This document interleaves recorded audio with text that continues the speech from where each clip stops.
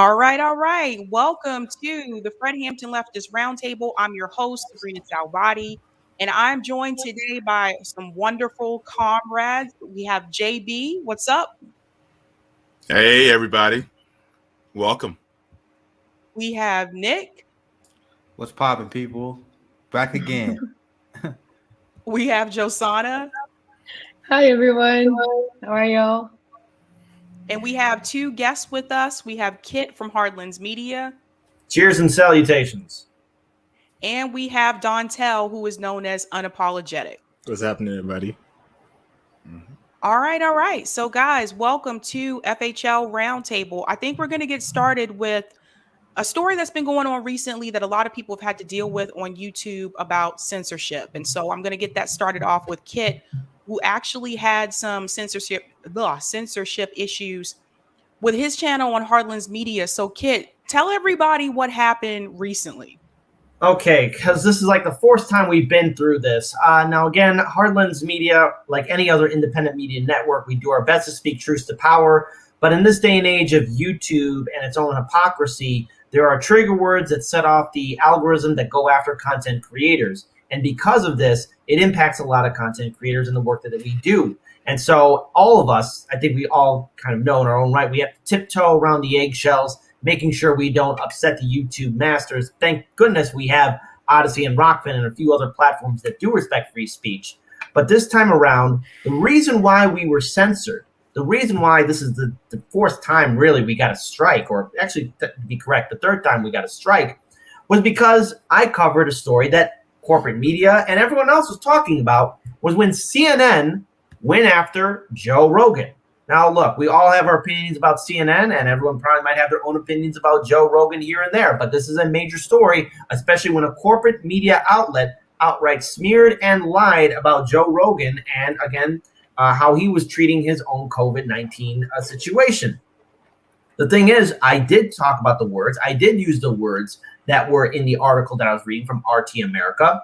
But yet YouTube, in its infinite wisdom, was indicating that I, Kit Cabello, the host of Hardlands Media, was basically giving a medical opinion and telling people what they should and should not do. Or he's basically saying, wagging my finger at anyone saying, well, here's what you should do, and ignore the medical information. What I was doing was reporting on how corporate media outlet CNN was smearing Joe Rogan. It's a major story.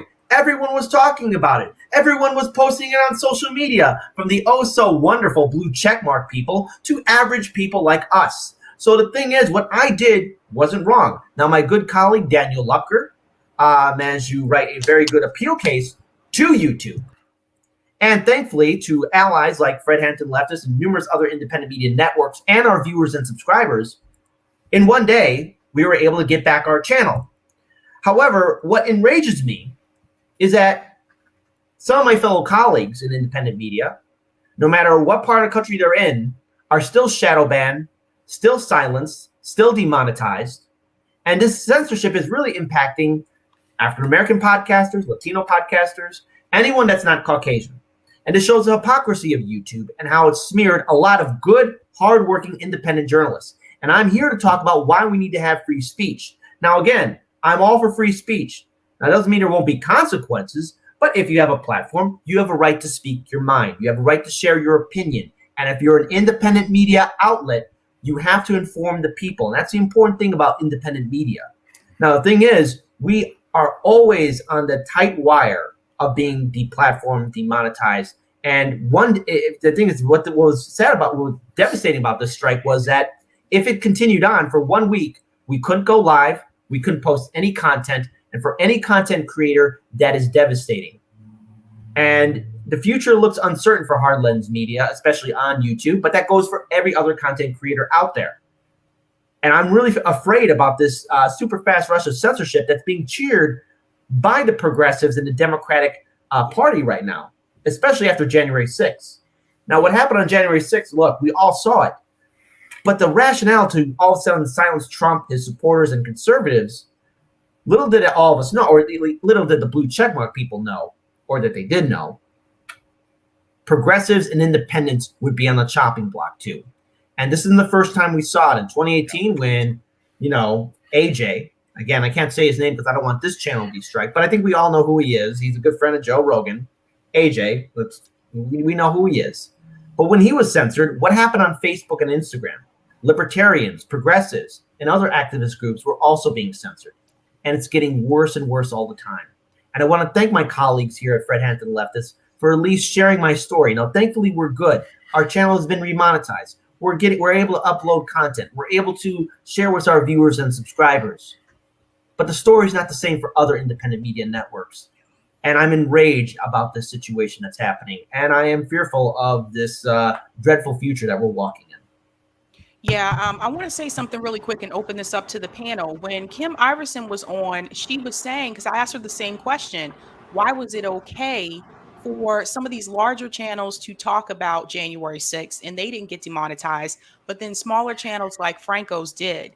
And she explained to me that when it comes to the algorithm, that all of those news channels that are on the corporate algorithm, they are protected, such as TYT, Majority Report. They're corporate affiliated. So a lot of people don't know that they claim to be independent, but they're not 100% independent. So they are fully protected. And she went on to say that TYT actually has a YouTube person that they can call and actually talk to, whereas the rest of us would have to submit a ticket and not get to talk to a person. So I want to open that up to the panel. Like, what's everyone's opinion about that? So, I mean, I think the problem with all the censorship is that part of it is the complete lack of transparency for the people who have to experience it. So, like, we all of us, we do this regularly. So we put in countless amount of hours into creating content for our audience and to inform them on topics that we think is important to them and that they think is important. That's why they come and watch us.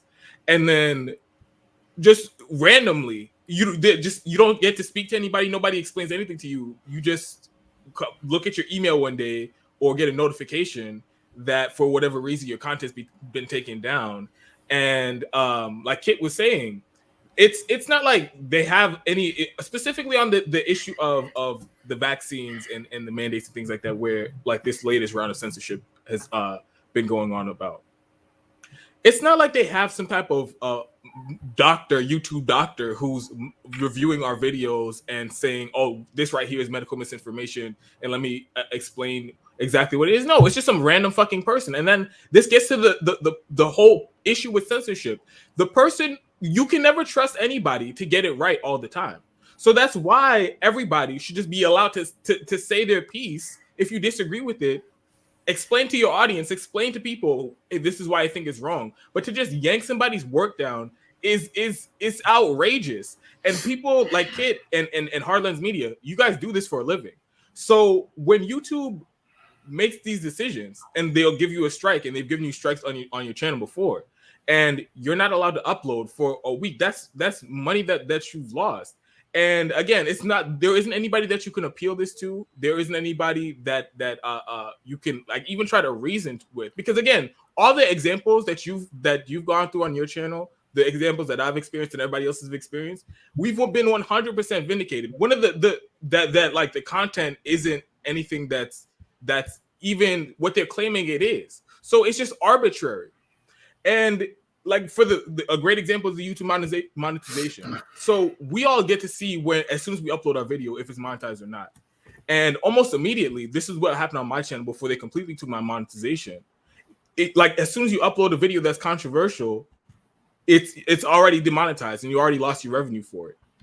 And again, I did a video breaking down how the cops actually they advanced white supremacy. So it was a critique from the left of our police, and then they took it down because they thought I was promoting white supremacy on my YouTube channel. So I know exactly what Unapologetic is talking about. That's why there was a certain point where I was like, all right, if I'm gonna cover stuff on my channel, I'm not really expecting money from YouTube. That's why I was telling people like, all right, you guys. My channel's been demonetized for over a year now, so I'm not getting any money from it. Yeah, because I'm like, if I'm gonna take on the military-industrial complex and the police state, I already know they're gonna. But the point I'm trying to make is that with especially with the vaccine, like you can't just go by the title and to say, oh, I'm gonna remove something, and that's again the problem with the censorship. And we're allowing just these random groups of people, billionaires and millionaires, to decide what's allowed to be said on the internet, and that's extremely dangerous, especially around COVID, because a lot of the time the mainstream media, they've been wrong on this issue. And the people who've been doing providing alternative information, like people at Heartlands Media and Kit, they've been right a lot of the times. They've been vindicated, maybe not right away, but as soon as it becomes more acceptable, we've been vindicated. And so it's really ridiculous that they just get to decide off of a whim that this is wrong, we're going to remove it. It's ridiculous. So Kit, I'll let you respond. So first, again, hearing your story, not only am I enraged, but I'm upset, and I'll do the best I can to keep my tone in check. But look, you put a lot of work into making content, and as any independent media network, no one's perfect. Everyone makes mistakes, but it is our job collectively as activists or journalists, people who are supposed to be commentators on independent media, to get the facts right. We get it wrong, we say, hey, we got this wrong, let us correct it on it, as mature, independent journalists or commentators should. But yet, we see the hypocrisy of YouTube as it favors the corporate media outlets, as it constantly gives these authoritative, everyone sees it, authoritative sources, but these are the same authoritative sources that got things wrong. These are the same authoritative sources that led us to the war in Iraq with weapons of mass destruction. Where are they at? These are the same authoritative sources that turned a blind eye to the 2016 and 2020 election frauds that were taking place. This is the same authoritative sources, CNN, MSNBC, Fox News, ABC, the whole gang at this point, that ignored or either that promoted the theory of Russiagate. Lies through and through, smearing real stories, ignoring stories that are impacting us, not covering stories because it will upset their corporate donors. And the sad fact is that Heartlands Media, we started off in the streets with the Galaxy S7 cell phone. And when I see other content creators, when I see channels like Fred Hampton Leftist or other channels that are starting off and they're automatically being demonetized, I want everyone to be clear about this and see this firsthand. This is YouTube showing its racism towards content creators that are not Caucasian. Okay? Now, again, Unapologetic, everyone else here, you've covered the same stories that we covered here at Heartlands Media. Now, thankfully, Heartlands Media, we got our channel. And the thing is, what we expect then to other channels is that you guys should be remonetized. Again, have your content shared, that your viewers and subscribers are notified when you go live. But the thing is, we are not seeing that because YouTube is systematically trying to silence voices that go up against the neoliberal narrative. And this is why I say on the show, I promote and I support citizen journalists across the country to speak up, to do their own thing. And what we're doing here, it's not an easy thing. It takes a lot of courage to put yourself out there and to deal with the fact that you are going to get hit hard by the censorship. And I wish that there was something that, I could snap my fingers and just make it easier. But I remember a time when YouTube used to be a meritocracy until YouTube decided to get afraid of corporate media and the political establishment. This is why we need to look at alternative platforms. And maybe someday YouTube will get its act together. But what's happening to all of you and to all of our fellow colleagues here and to everyone watching this is injustice that's happening here. It is blatant racism and hypocrisy on YouTube's part. And the question that we need to ask ourselves is this: is YouTube acting like a publisher? Because if it's acting like a publisher, then it's no longer doing what it's supposed to do. It is a platform. Now, again, it's a platform. It's a private company. I get it. That's my Joe Biden impression. I get it. And yes, we're renting out the space. But if it's going to start censoring and start telling us what we can and cannot publish, then YouTube, we got some questions we want to ask you.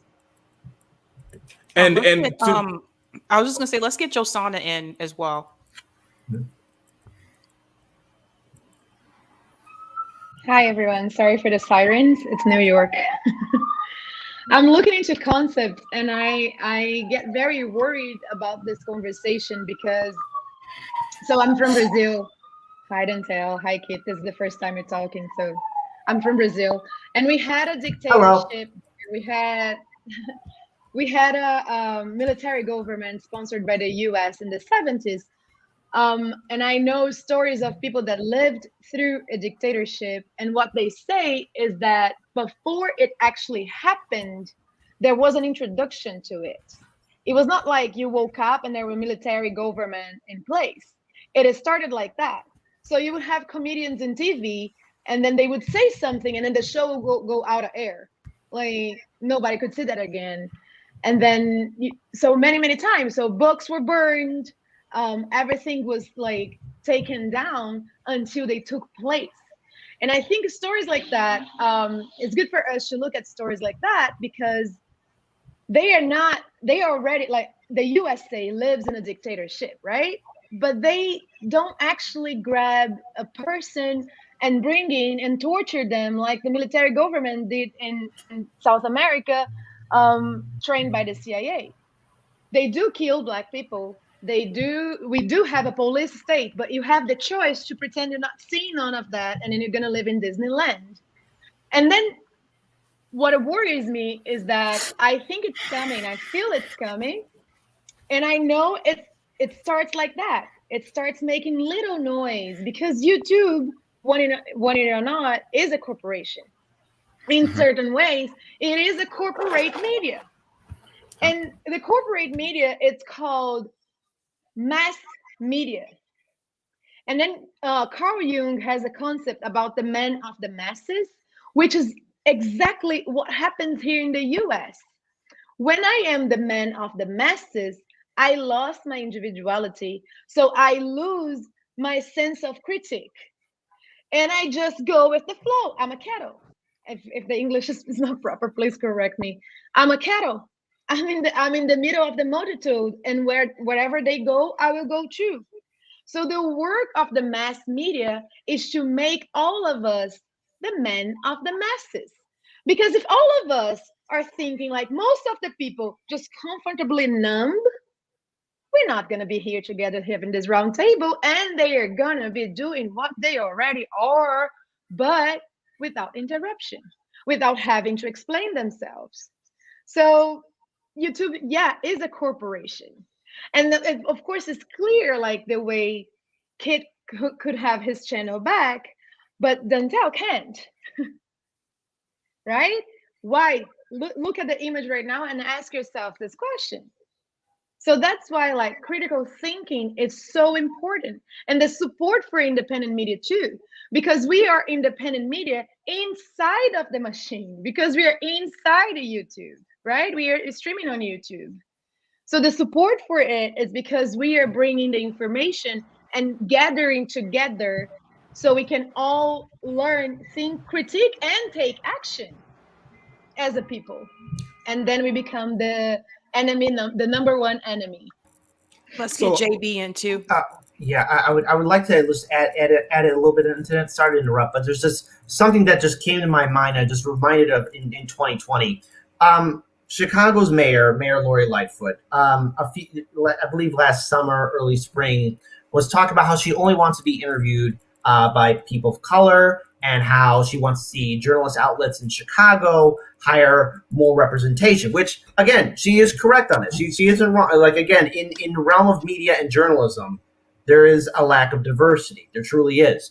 But Lightfoot still got it wrong, because here's the thing that Lightfoot didn't really understand, or is that because, again, she has her own scandals, because there are still police torture centers in the city of Chicago under her watch. Even though she ran on much needed change, she quickly flip-flopped into becoming another carbon copy of Rahm Emanuel. So here's the issue that Lightfoot got wrong. In the city of Chicago, a lot of media outlets are owned by corporations or hedge fund managers. And the thing is, they're gutting people. They're bleeding their journalists dry. They're making sure that people don't get hired. And the thing is, what I would say to Lightfoot is, what are you prepared to do to inspire the schools, especially in the south and west side areas of Chicago, to fund and get, again, the African-American communities, Latino communities in Chicago, the students there, to get involved in journalism? Is the city going to start funding those schools so we can get more people to be inspired to be citizen journalists, to become independent journalists, or to be involved in media?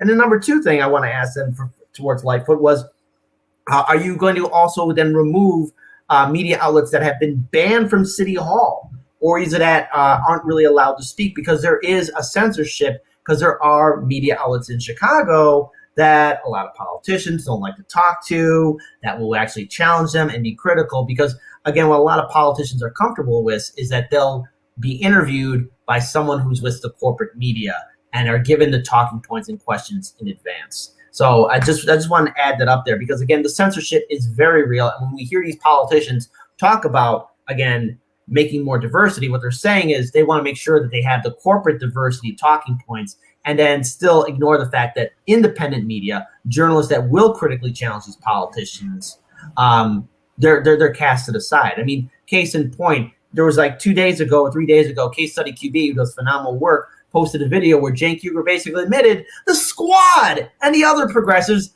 and Bernie Sanders don't go on their show anymore. Oh my God, they got their career started on TYT, AOC, Bernie, and the whole rest. I could name them for hours on end. They don't go on TYT anymore. They go to CNN and ABC. JB. Okay. All right. So here's the funny thing. And I think people are starting to realize this, and I think it's catching on, which I'm very happy about. Capitalism is like a rushing river that's going away from the summit of a mountain to push you back. What do I mean by that?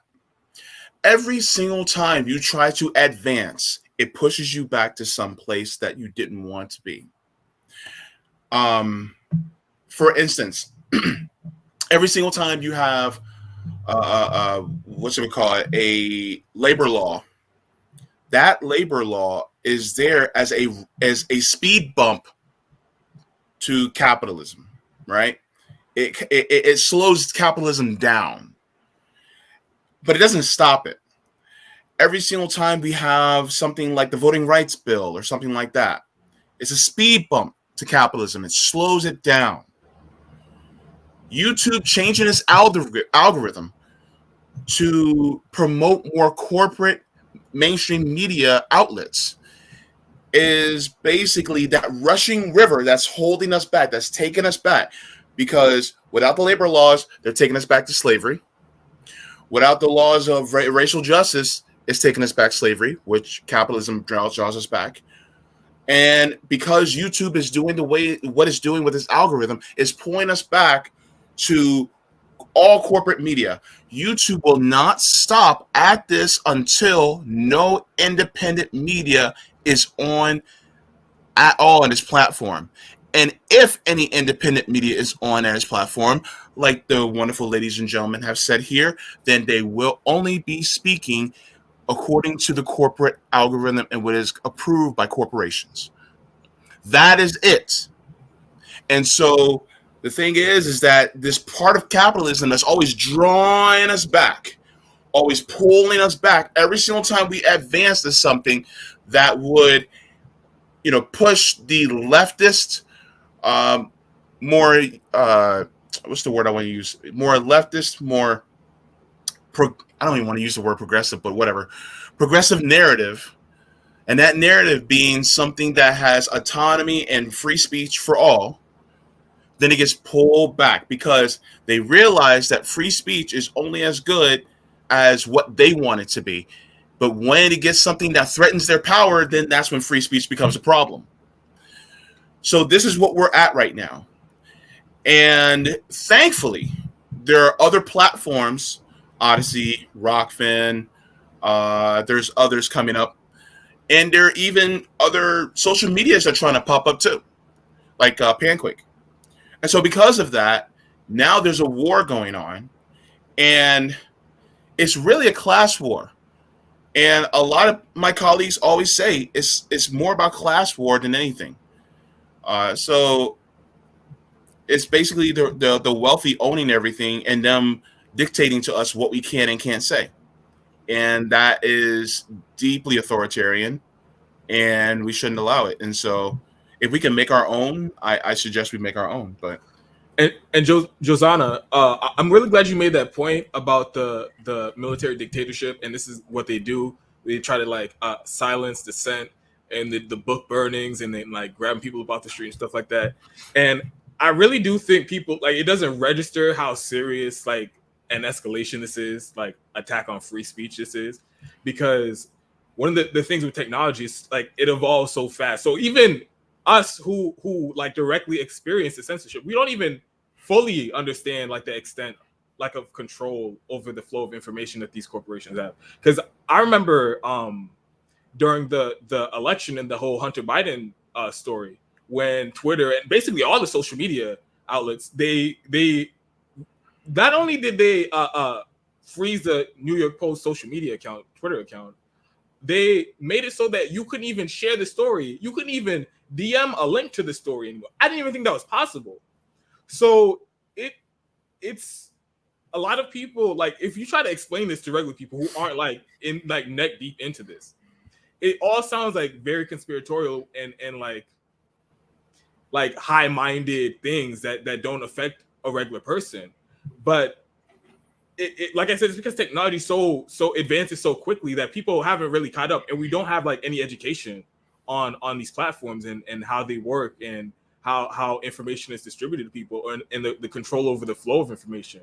So people, they don't have like a full picture of just how much a handful of people are shaping the narrative and what we're allowed to say and what we're allowed to even have access to, the information we're allowed to have access to. So I really do think this is as serious as like when they used to do book burnings and like cancel people, like literally cancel people, fire them from their jobs and things like that, because that's what they're doing. Independent journalists, they're getting their livelihoods taken away from them. People getting their whole channels taken up. Hardlens Media, we all know the work that they do out in Chicago. I honestly, I don't understand. I don't see, if they keep going the way that they're going with the censorship, I don't see how Hardlens Media can keep their YouTube channel.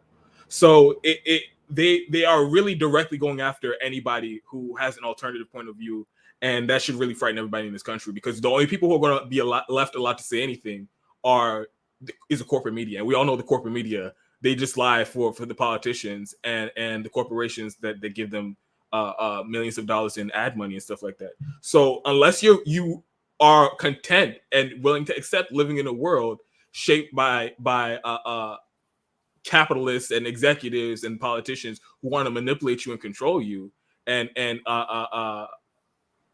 then I think everybody should be finding some way to push back against the censorship. Mm-hmm.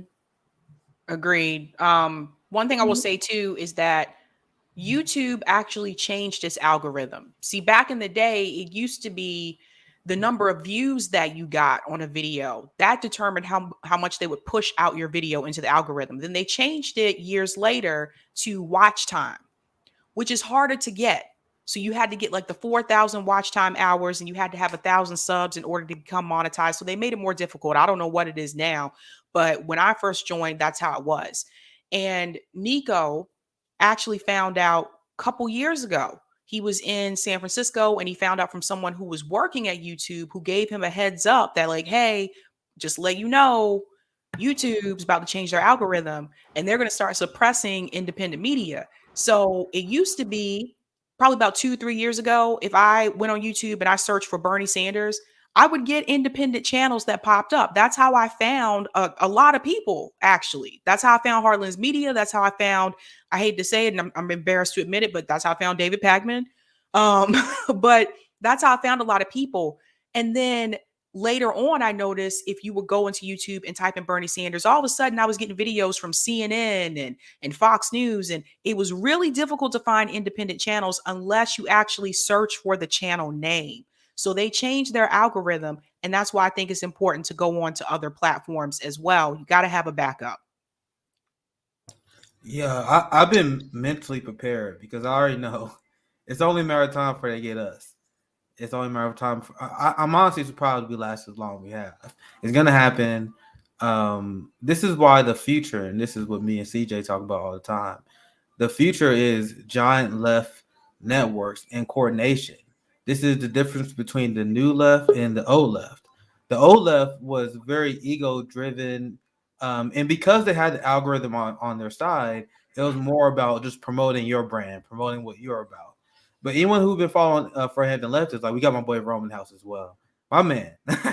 What's up, bro? But anyone who's been following for Hampton Leftist, we know it. We talk about building community.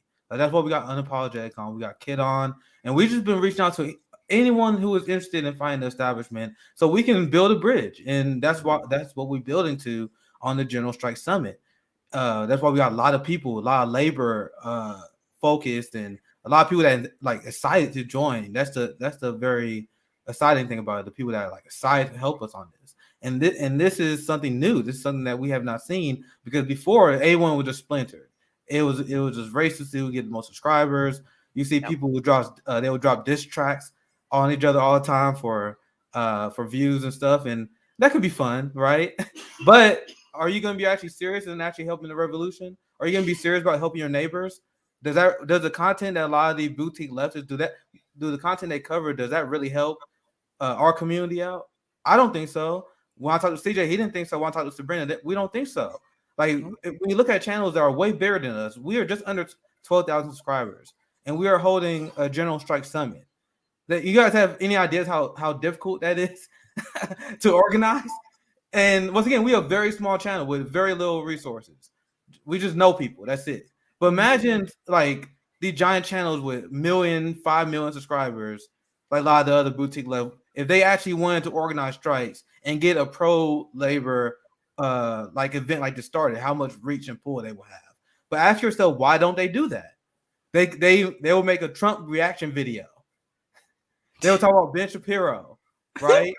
They'll talk about Dave Rubin and do a reaction video to them. It's funny, I guess, but it's deeply unserious shit. It's deeply unserious shit. And you guys want to know why we talk about social media censorship? Ask yourself what channels covered this and what channels did not. But I talked about this with my sister Josana on the International Leftist Coalition. Why are we talking about this? Why are we talking about social media censorship?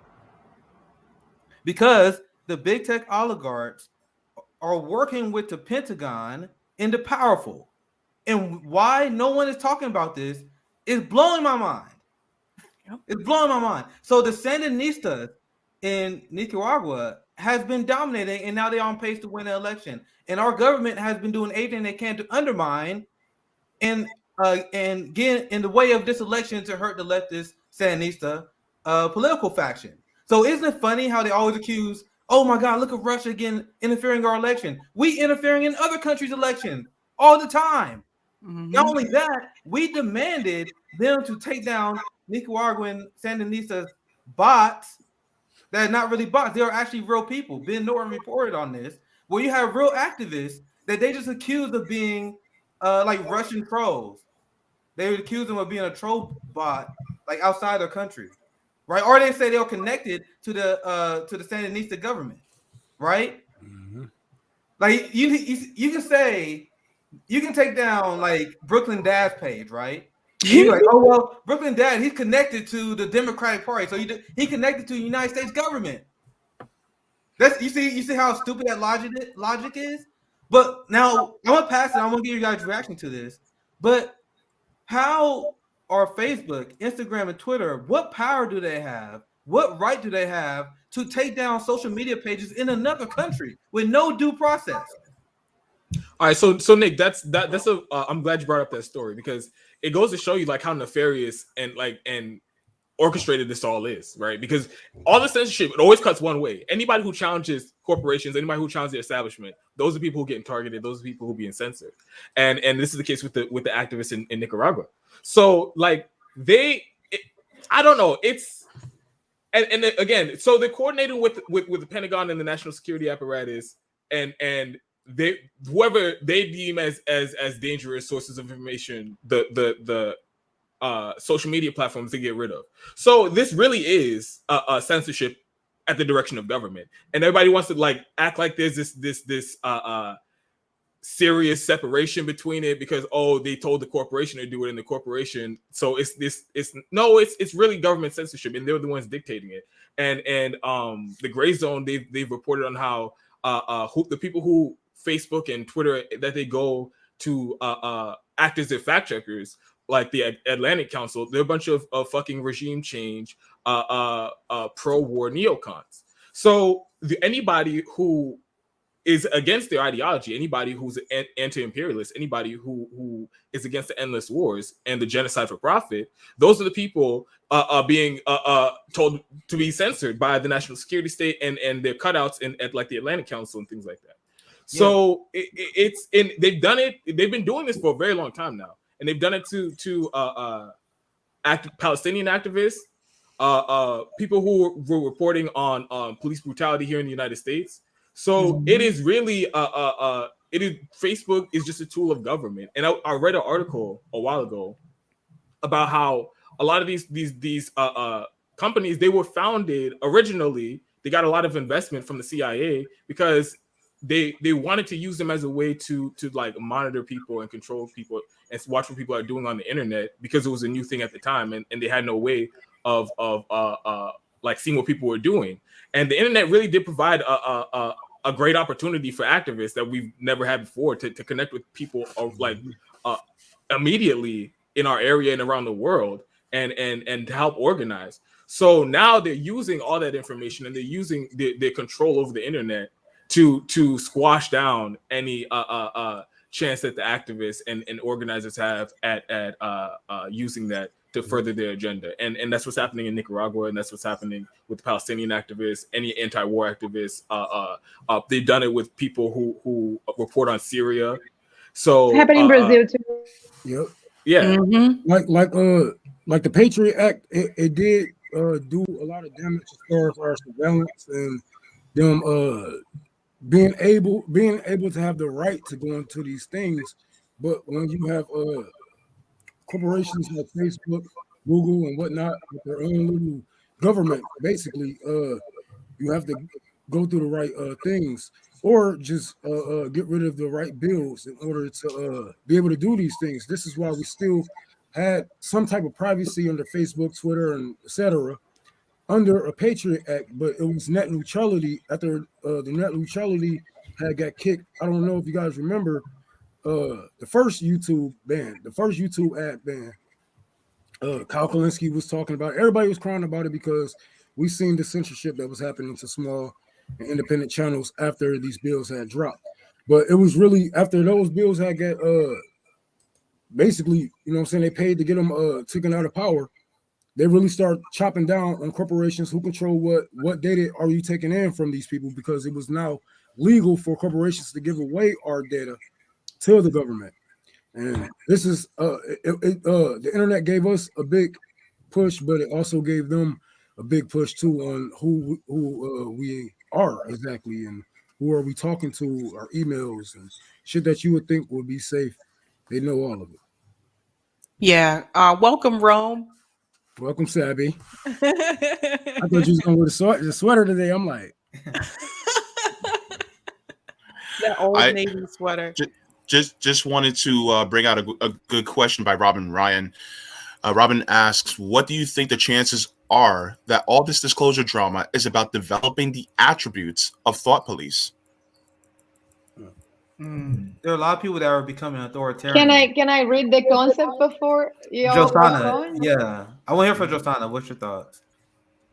So I would just read a concept from the dictionary, and then y'all can tell me that. So I looked for the definition of censorship.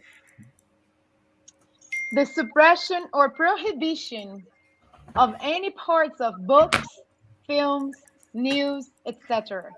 that are considered, I'm not going to even read obscene, that are considered politically unacceptable or a threat to security. Now y'all can answer that question. Repeat the question again. The question is, what do you think the chances are that all this disclosure drama is about developing the attributes of thought police? Okay. Well, let's look at who's right now being deemed authoritative on social media. Corporate media, of course. Then you got TYT, then you got Sam Cedar, and the other larger outlets. All of them that are telling us to watch our tone, to wait. Oh, how could you not turn out to vote? Don't you see that the Democrats are the best chance we have for that better future? Even though we have seen firsthand the absolute incompetence of the Democratic Party. Wait, let me take that back. They know that they're screwing up, but that's what they're supposed to do. They're acting like the Washington Generals, but that's an insult to the Washington Generals because the Washington Generals are supposed to lose on purpose. But the Democrats, in theory, that supposedly have a better platform, lose to the GOP all the time because they're paid to do so. At least the Washington Generals have integrity because that's how they're supposed to lose. But when it comes down to the Democrats and these blue checkmark media outlets that are now telling us what we can and cannot think, it's a very dangerous pathway to a dictatorship, to real fascism and real suppression. See, the thing is, I want to just bring up something that Nick brought up about these larger platforms. How come TYT or any of these other politicians that have millions of subscribers and followers, how come they're not doing the work that you guys are doing with the General Strike Summit? Where are they? They could stamp their feet and do it like that, and they'll have a legion. But they chose not to because they were never going to do it. Let's look at TYT before 2016. They got that big boost from Bernie Sanders, and they flew too close to the sun like Icarus. And like Icarus, what got them up there has now fallen off because people have seen firsthand that when TYT was carrying water for the corporate Democrats and the progressives in the Democratic Party, they weren't raising the ruckus. They weren't fighting back. They were all of a sudden watching their tone. Cenk is no longer really in charge of TYT. He can't do anything. And with that weak video of him saying, progressives won't show up on my show anymore. You idiot. You gave them the chance. You could break them down. And as soon as they ever got out of line, you could have been that big loudmouth guy before and actually yelled them. But no, what did you do? You took $20 million of Katzenberg cash. Katzenberg cash that all of a sudden you start dictating what people can and cannot say. And then all of a sudden carrying water for the Democrats, then smearing other progressives, then going after Jimmy Dore, and then all of a sudden, right now you realize you have no power anymore. Whatever chips you had at the casino are already gone and cashed in. So the thing is, TYT won't do it. But it's Fred Hampton Leftists that will do it, other independent media outlets that will have to do it, other activists that will have to do it. The job is always on the people. Never hero worship. Never put these politicians on a platform. And it's up to everyone in this audience or all across independent media to question, and to keep leading forward, because you just can't have just one person on a platform or one person on a pillar. You got to knock it down, because that's the nightmare we're in. Bernie Sanders, he's not going to do it. He let them cheat them. He didn't just go in there blind and just automatically shocked. He let it happen to his people, his supporters, and followers. AOC raising the ruckus, but then gets bullied by Nancy, Ice Cream Nancy, who tells people to calm down. What does she do? She makes her cry and then changes her no vote to present. So the thing is, we are walking into a dangerous area where you have media outlets, authoritative sources being the thought police, telling us what we can and cannot think. But what kind of game are you playing when 40 million Americans under a Democratic administration are being evicted from their homes and apartments? When you have Americans struggling with student debt and medical debt? When the fact that we have a prison industrial complex that's out of control? When you have the fact that we still do regime change wars and climate change is still a threat to humanity?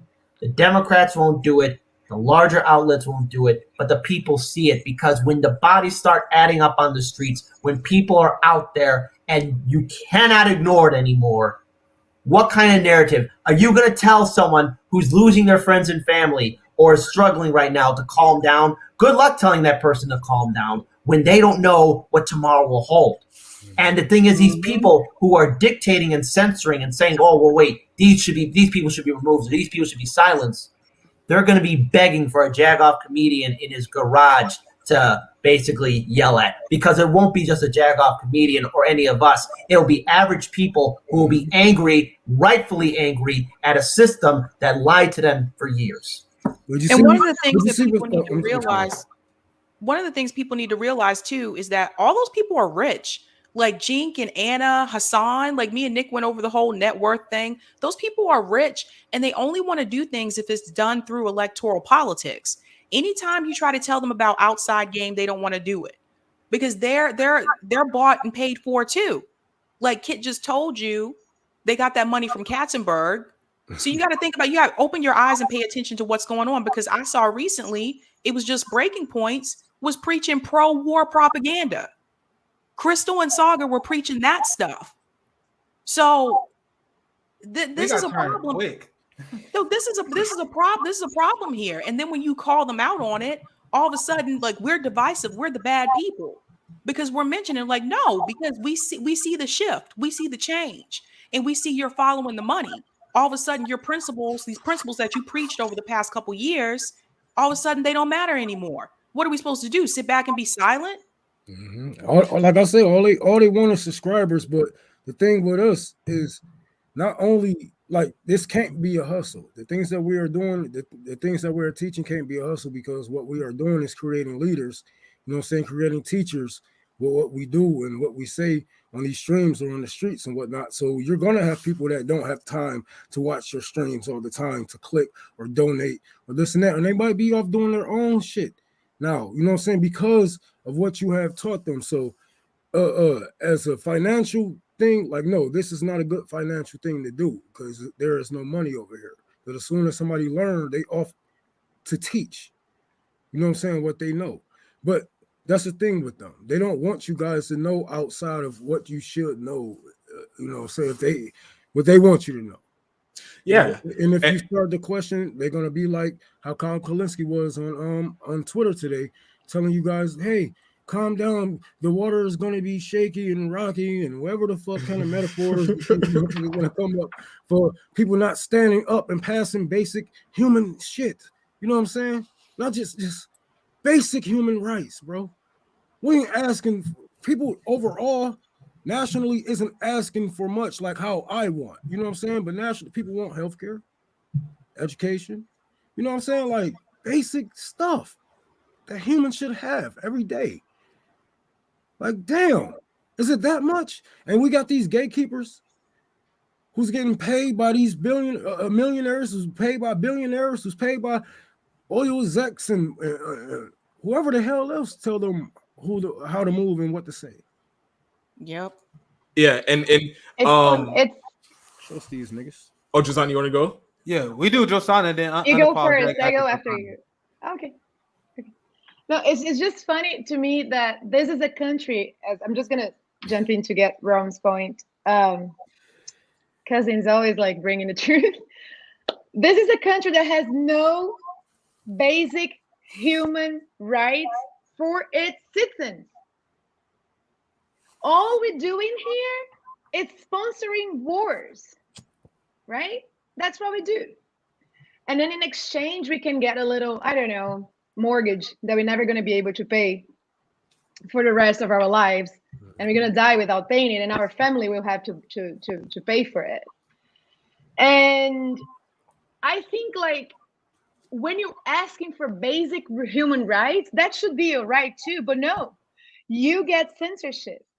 Any foreigner in this country, like me, knows what is to have social media, being a foreigner in a process of legalization. Sorry, no vocabulary. I hate the word I just used. Because, like, you start being followed by so many military people, you have no idea. Go on my Instagram account and look at my followers. Most of them are military people. What I post on my Twitter can get me in trouble, because, like, most of my followers are weird people. Are like, hi, what is it that you do? And I'm like, dude, not responding to you. But it is like, I was yesterday in a dinner with a director that I'm working with, and we are both in the same situation. She was like, it's impressive how they jump in to follow you in the moment. Yes, I know. In the moment that you like, well, I would stay here. I'm gonna be making people uncomfortable. So I'm gonna go into the system and I'm gonna become a citizen. And in the moment you go into the system, oh, this military. Well, it's like, it's so funny to see their photos, because it's like, it looks like a cop, but then the name is like Johnny Goodman. Like, and they are following you because they are looking at your content. They want to look at how you think, and that's how they're going to decide if they are going to let you be in the country or not. 8 years that I'm here contributing for them wars, and they will decide if they like what I say or not. I do not have one military person from my country following me on social media. Because there is actual, sorry, not now. There is Bolsonaro there. Let's not even go there. But there used to be actual freedom of speech. And in my opinion, as an observer, America has never seen freedom of nothing.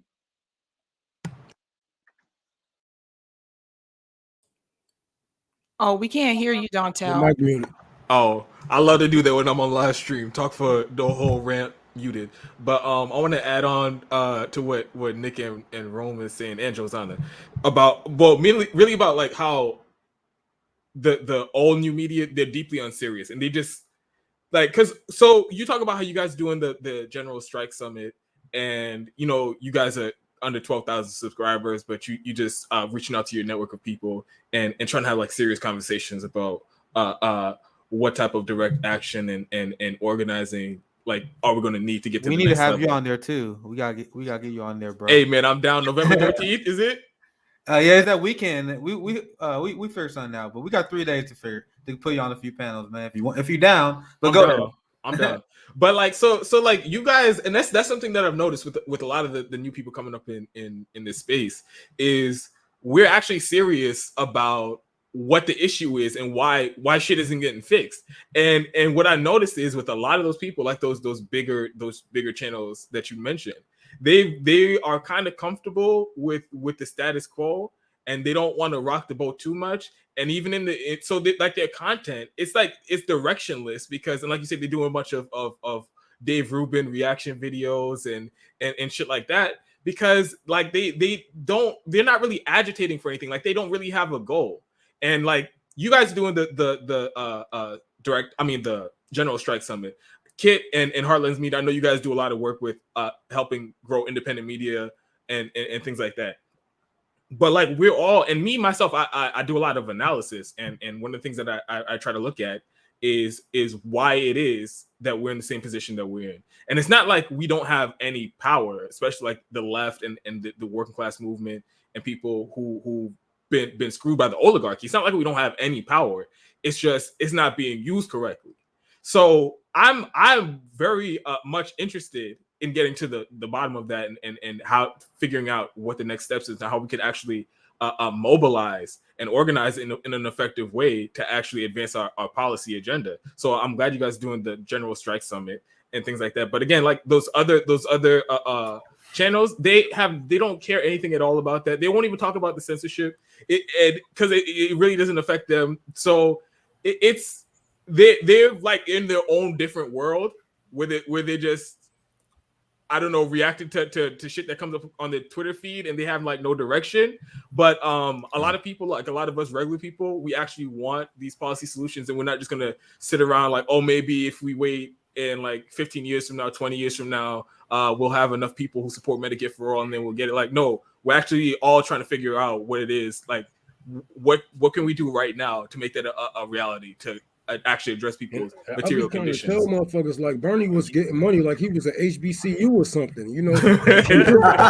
and just like think about the people that still believe in a better way, that might be ready to jump off the plane. You know what I'm saying? The plane of electoral politics. So many people that we are missing out on. I believe, you know what I'm saying, you know, that we still have those people. Like, I know I tell people, don't argue with people that's already political identified with something, you know what I'm saying, left, right, or whatever it is. But when we had a movement like that, when people was actually out there fighting, advocating and stuff like that, when we really show people like there's a better way, you know what I'm saying, and we not only have a way of fighting, we have leaders to put on the front line in case anything happened.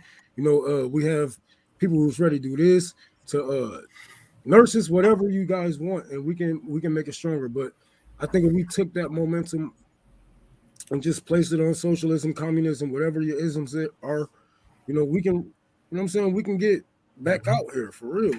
All you guys who's politically identified with something. You know?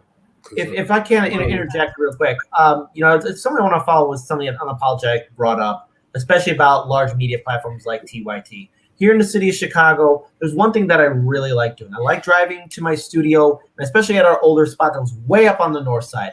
But the one thing that I saw getting constantly worse time after time was underneath the bridges, underneath the viaducts, underneath every area that was abandoned or heavily industrialized. Tent cities are getting bigger and bigger.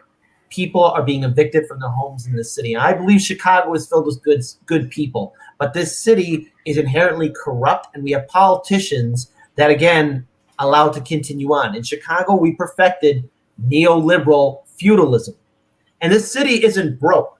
And Rome, I know you were here in Chicago, and I really wish the next time you're here, I would love to have you in our studio. But back on point, I just wanted to say this is a crisis that's happening. We actually have another channel called Chicago Corner where we cover local Chicago stories, and even on Heartlands Media, we talk about the issues and corruption in Chicago. Chicago's not broke. We have a thing called the TIF funds, but the mayor or previous mayoral administrations, they could have access to fund schools and end homelessness in this city. They choose not to. So why am I saying this? Because let's look at a major media network like TYT that's located in Los Angeles. And if we all just rewind back the clocks to the summer, where a guy named Jeffrey Katzenberg, I think he kind of gave them money, basically was talking to a lot of city council members and aides to the mayor of Los Angeles about the homelessness situation and what should be done about it.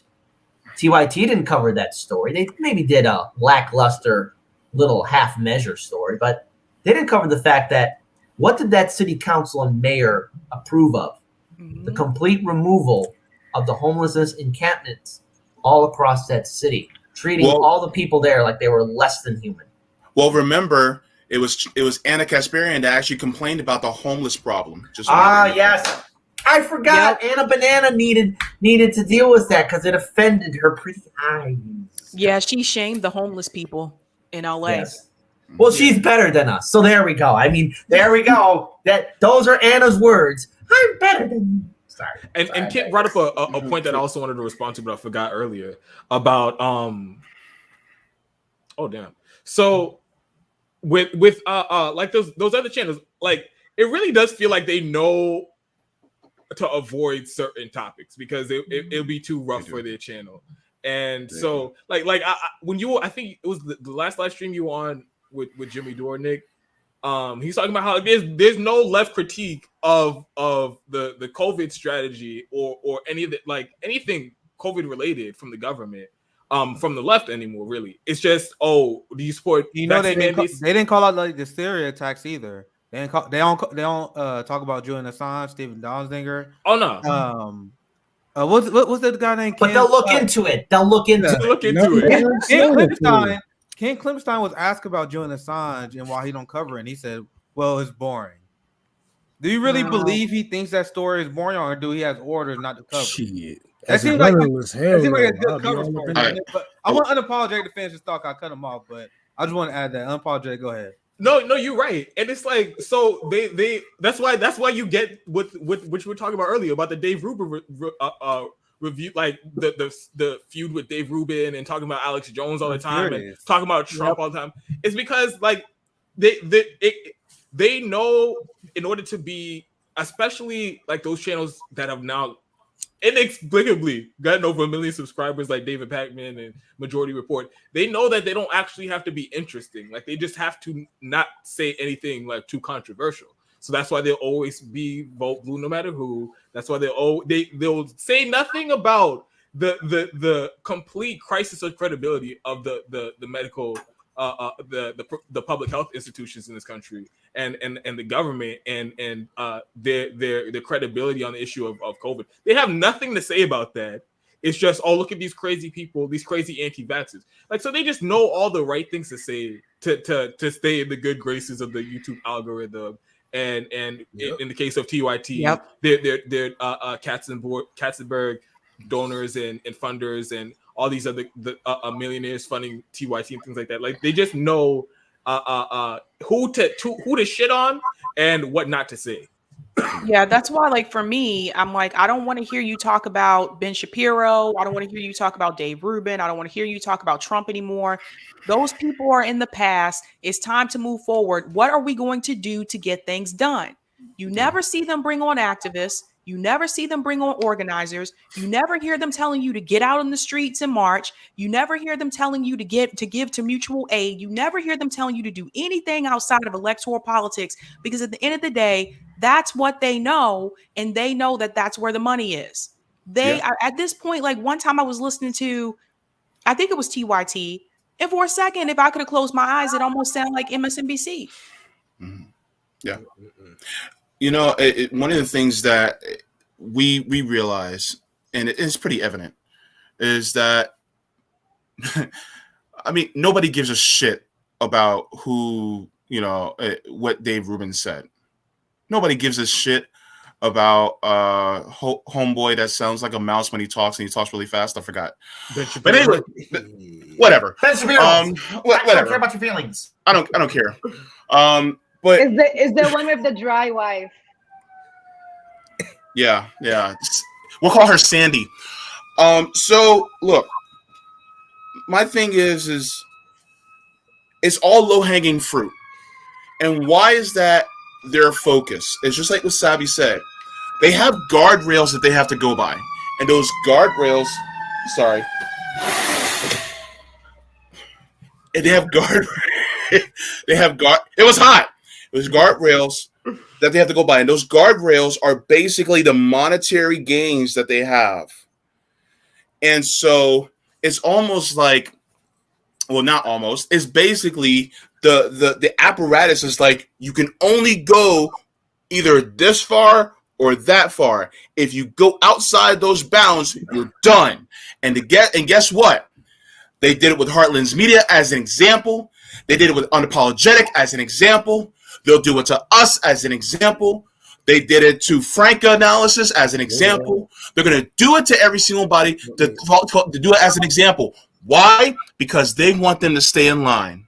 Because if they stay in line, that means they get to keep them nice and tidy. They might not be in the inner circle of the Democratic Party, but they'll be in that nice little outer circle, and they won't veer too far. They'll still stay in the duopoly, and they'll still stay in that capitalist bubble, and they'll still stay with the sock dems, right? And so this is what the point is. They do not want them to veer out. They want the sheep to stay within the pen. We're outside and we're breaking the gates of the pen, and they don't want us to do that. And so this is one of the reasons why the sheep dogs have to stay within that parameter.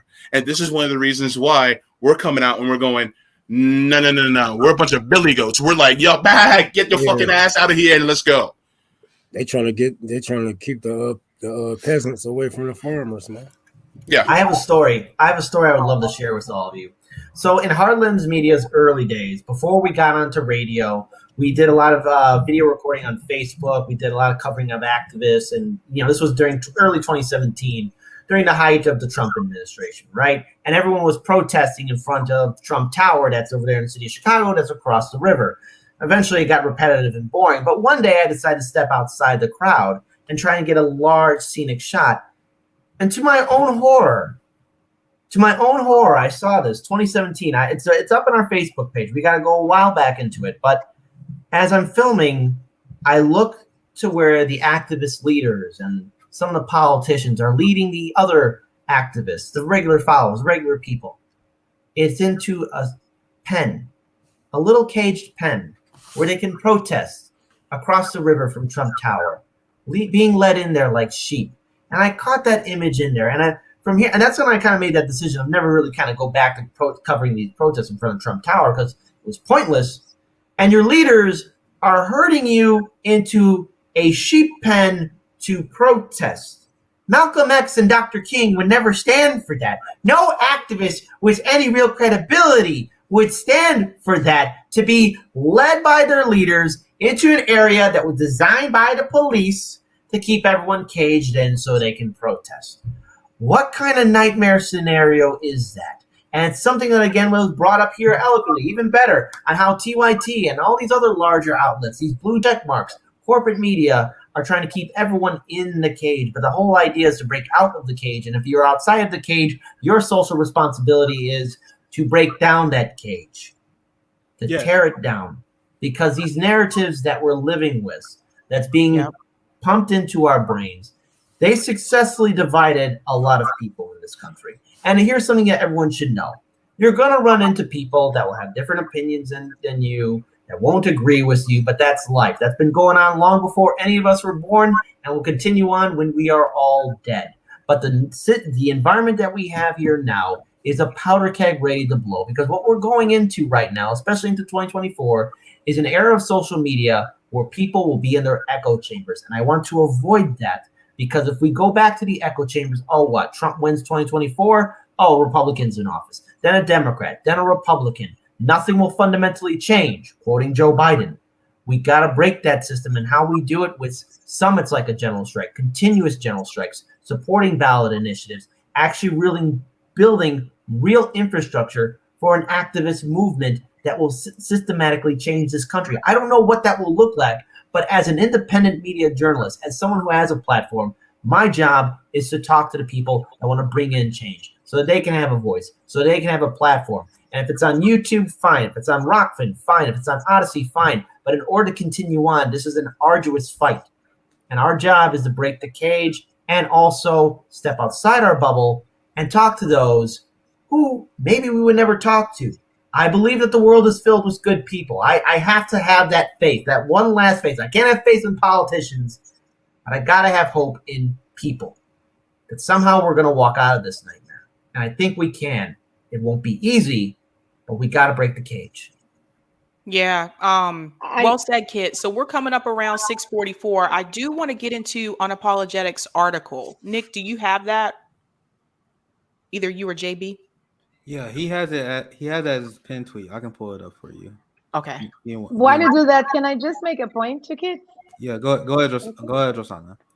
Yes. I think what we were talking about, like, they will come after every single channel. They will come after every single person. This is a dictatorship.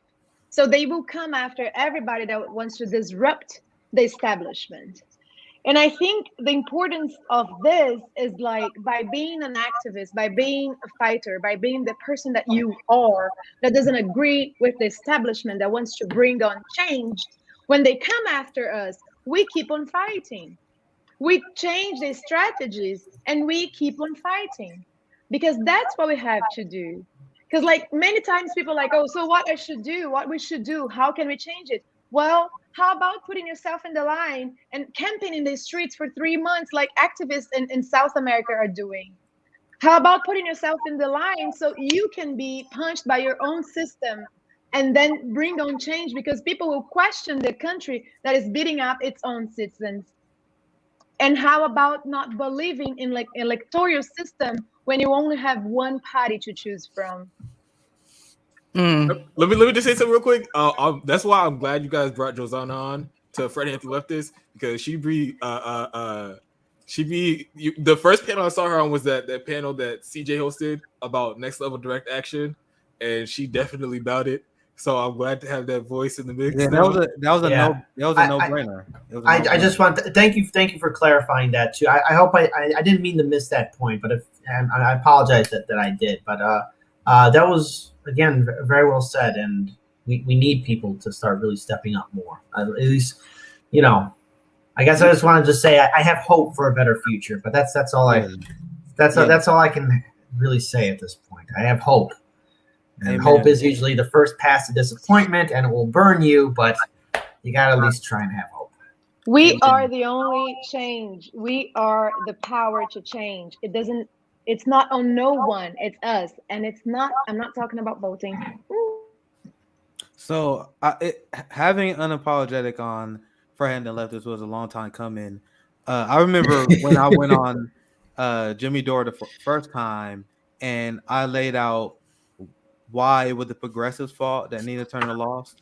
And a lot of what I read, and someone who I thought have been underrated for a long time, Unapologetic, because he actually wrote something on his Substack a long time ago where he was highlighting all the reasons why Nina Turner was turning you off.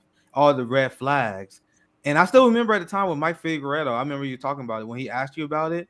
He was like, no, I didn't read it. Of course they didn't read it because you had a factual points that points to why the left should not support the squad. Now, this is just another example. Your recent article.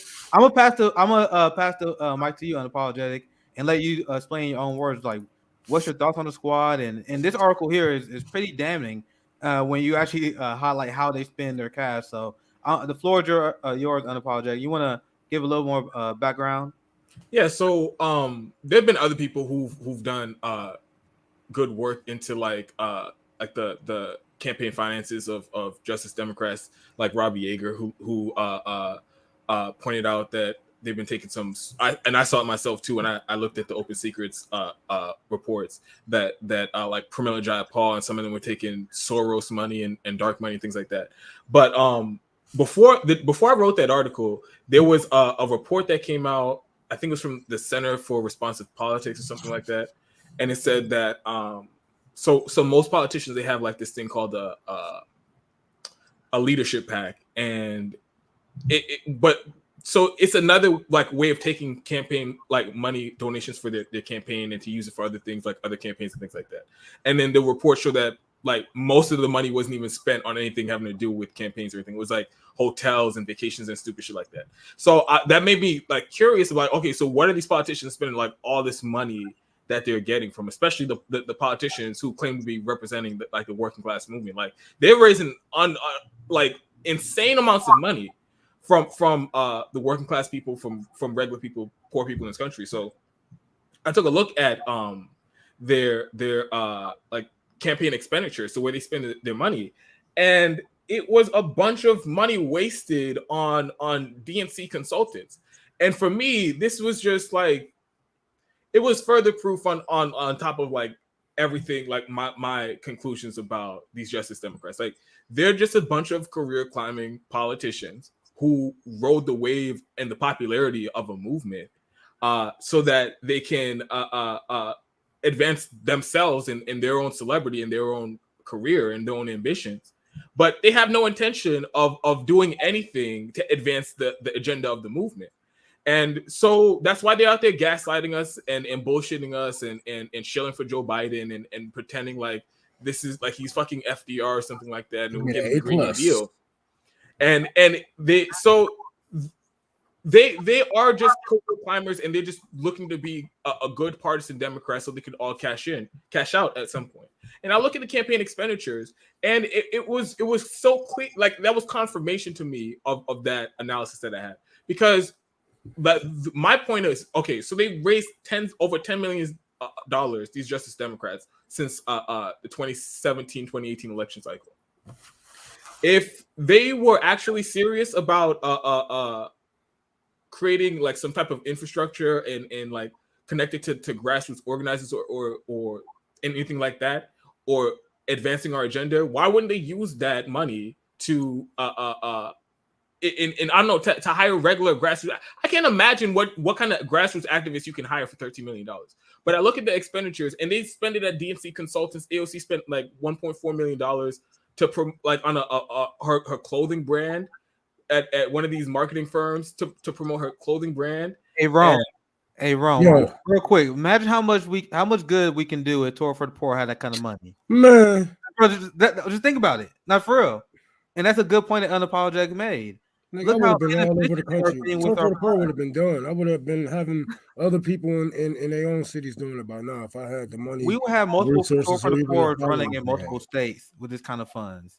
Exactly. So it really it's outrageous that this kind of money is being thrown, and it shows that they have absolutely no connection to the movement that they claim to be representing and that they're raising money from.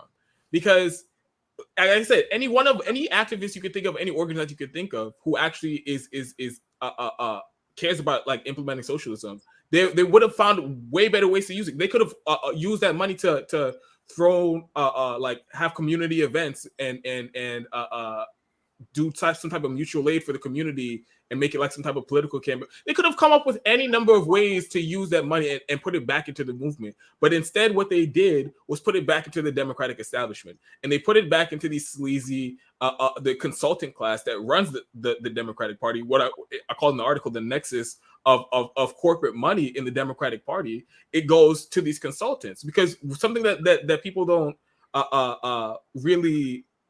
Like, something that gets lost in the equation about money in politics is like, okay, you know, the corporations and the millionaires and the billionaires, they legally bribe the politicians, they give them the campaign donations, and they buy influence. But the politicians, they have to spend that money. That money goes somewhere, and that money goes to the consultants.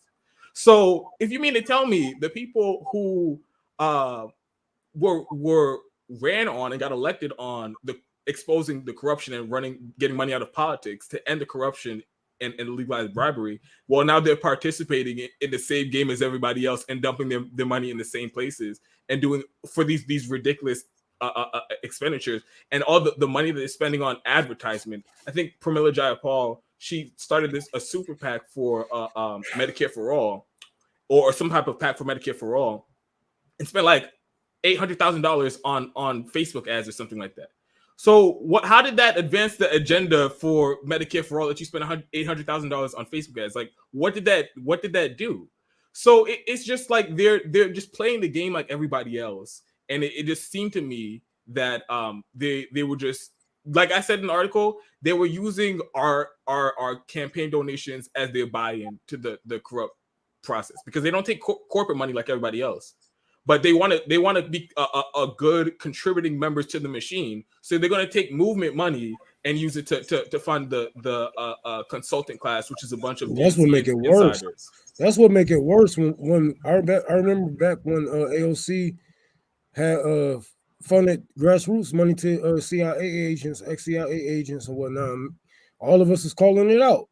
And all of us was getting backlash. Like, this when we was all ratio on TYT on Twitter and whatnot. But, you know, as far as, you know, regular people that should be on our side, they was, you know, against us, like calling out AOC. The AOC army was not happy with us. The AOC army was not happy with us. Man. they was mad at Unapologetic for his Nina article. I remember that. Yeah. It's a cult, like the same cult of the Trump supporters. The squad managed to like carve out for themselves. But finish your thought, Rome. I know I cut you off. Oh no. I was just agreeing with Unapologetic. If I can interject here real quick, just to add in my 2 cents. You know, the sad fact is that I understand what a lot of regular people, voters, who are probably not aware of how bad things are, what people like AOC or Bernie Sanders or the squad mean to them. I get it. I remember when they got elected into office. I too was happy. I didn't expect them to get these kind of big wins. But after a while, as the months were passing by, there was a change taking place that maybe very few people really saw firsthand, and that mask was slipping off. It is our job as journalists and commentators and people who support progressive movements and community change to hold the leaders accountable for their actions. AOC is a human being like anyone else, flawed, makes mistakes, and yes, can be corrupt too. That's the issue. And the thing is, for all those people that go to bat for caring for water for the progressive movement in the Democratic Party, you got to realize they were never going to raise the ruckus. When they get bullied or silenced, or when they say that Biden, a person who voted against busing, who was against desegregation, who made, again, student debt for what it is when he sided with the credit card corporations in 2005. This is the same man who led us to war in Iraq. This is the same Biden who's been against any kind of progressive change. AOC had the audacity to say he's exceeding expectations and not fight back. When AOC and those other 15 congressmen and women were on the force to vote petition, when it came down for that Medicare for All town hall, when they were needed the most, when they were the ones that ran on Medicare for All, they were silenced, or either that were saying to people, how dare you? You're being violent. You're being violent. Watch your tone. And what about Bernie Sanders too? Joe Biden, he said he's his good friend. They're pals. That's your friend, Bernie. You said it yourself. That's your buddy, your friend, your friend, your friend. The progressive movement in the Democratic Party was always going to be co-opted because the people that we assumed would fight back didn't, because they realized how good everything was. Sorry. They gave our generation the illusion of choice, just like they gave the Generation X and Generation Boomers. The thing was, they knew they couldn't come at us without some type of thing. You know what I'm saying? Some shiny thing. Yeah, they had to put a spin on it. That was You know what? It's a situation that, like, as an observer, I love to be a foreigner because I can see the theater doesn't buy me. You know, this is a country that looks like a freaking reality TV show 24/7. And the only thing I disagree with you, Kid, is that these people are not human beings. They are soulless people. They are sold out. They went into the machine because their professions is to be a politician. So they went into the machine to feed the white supremacist machine, to keep on working and running. Because for me, none of these politicians were never a good politician. They've been destroying my country since I was born, and even before that. So they are soulless people. In the machine, there is a note in the door, leave your soul here, and they are like checking it out because AOC, in the end of the day, she wants to be Pelosi. That's her profession. That's how she goes up in the freaking corporation. And real quick, well, let me tell you something about I just want to add on to the point about corruption because it was something in the article that I forgot to mention. So, like, it isn't like they accidentally dumped all this money into DNC consultants. Like, they did it for a reason. They're expecting a payout. They did not just give $13 million to corrupt DNC insiders for expecting nothing in return. And one of the people who they gave a bunch of money to was actually somebody who was on Bernie Sanders' staff, and now he runs like a DNC consulting firm. And like in 2020, he got like over $20 million given to him by different Democratic campaigns, including Joe Biden gave him $1 million too. So they're all looking for it. Like at some point they're going to cash out, or their own staff is going to cash out, start their own consulting firm. Ilhan Omar's husband already has a consulting firm. So like they're all doing this to cash out. So I'm tired of everybody acting like these are good people who just are so dumb. They act like these people like after funding Israel, and like the comments are saying the Patriot Act too, and giving DC more police more money and surveillance powers and all this shit. They will see all this and call it a compromise. You know what I'm saying? But it can be genocide in somewhere else. It can be, you know what I'm saying? Like, holy crap, we are so privileged to even be sitting here talking about this. To even you guys don't understand the shoes that you are in. You should take advantage of this, because if you call this compromise, think about, you know what I'm saying, that bill, what that bill really did. You know what I'm saying? We just funded bombs. We're not just making bombs just to make them, just to have them. You know? Follow the money and follow those weapons. What do they do? Who do they hit for real? And now we have excuse me, we have the stories coming out that we just bombed some people and left. We was like, yeah, one for the road, bitch. Basically. Because it didn't even hit nobody important. It didn't hit no. The Taliban took what was left. Oh my God, man! But AOC need to get y'all shit together, boy.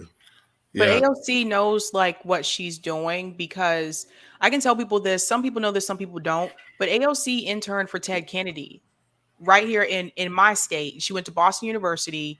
Ted Kennedy killed a woman and got away with it. And it's known that he did it. He was not charged. He was not brought to trial. They washed their hands of it because it was Ted Kennedy. That was actually when he was going to run for president, and he decided to push it to delay it because that situation happened. AOC, when we were first told about her background story didn't even check out. In the beginning, we were told that she grew up in the Bronx, she grew up poor. That's actually not true. AOC herself grew up in a suburb outside of New York City. Her dad was an architect. She did not grow up poor, but the story that the media tried to sell us, and I hate to say it, but some of the people in left media tried to sell us is, look at this girl who grew up poor in the Bronx, and if she did it, you can do it too. Then you come to find out years later that wasn't even her true story. Mm-hmm. So you see what I'm saying? They try to get us with identity politics. Yeah, they do this every time.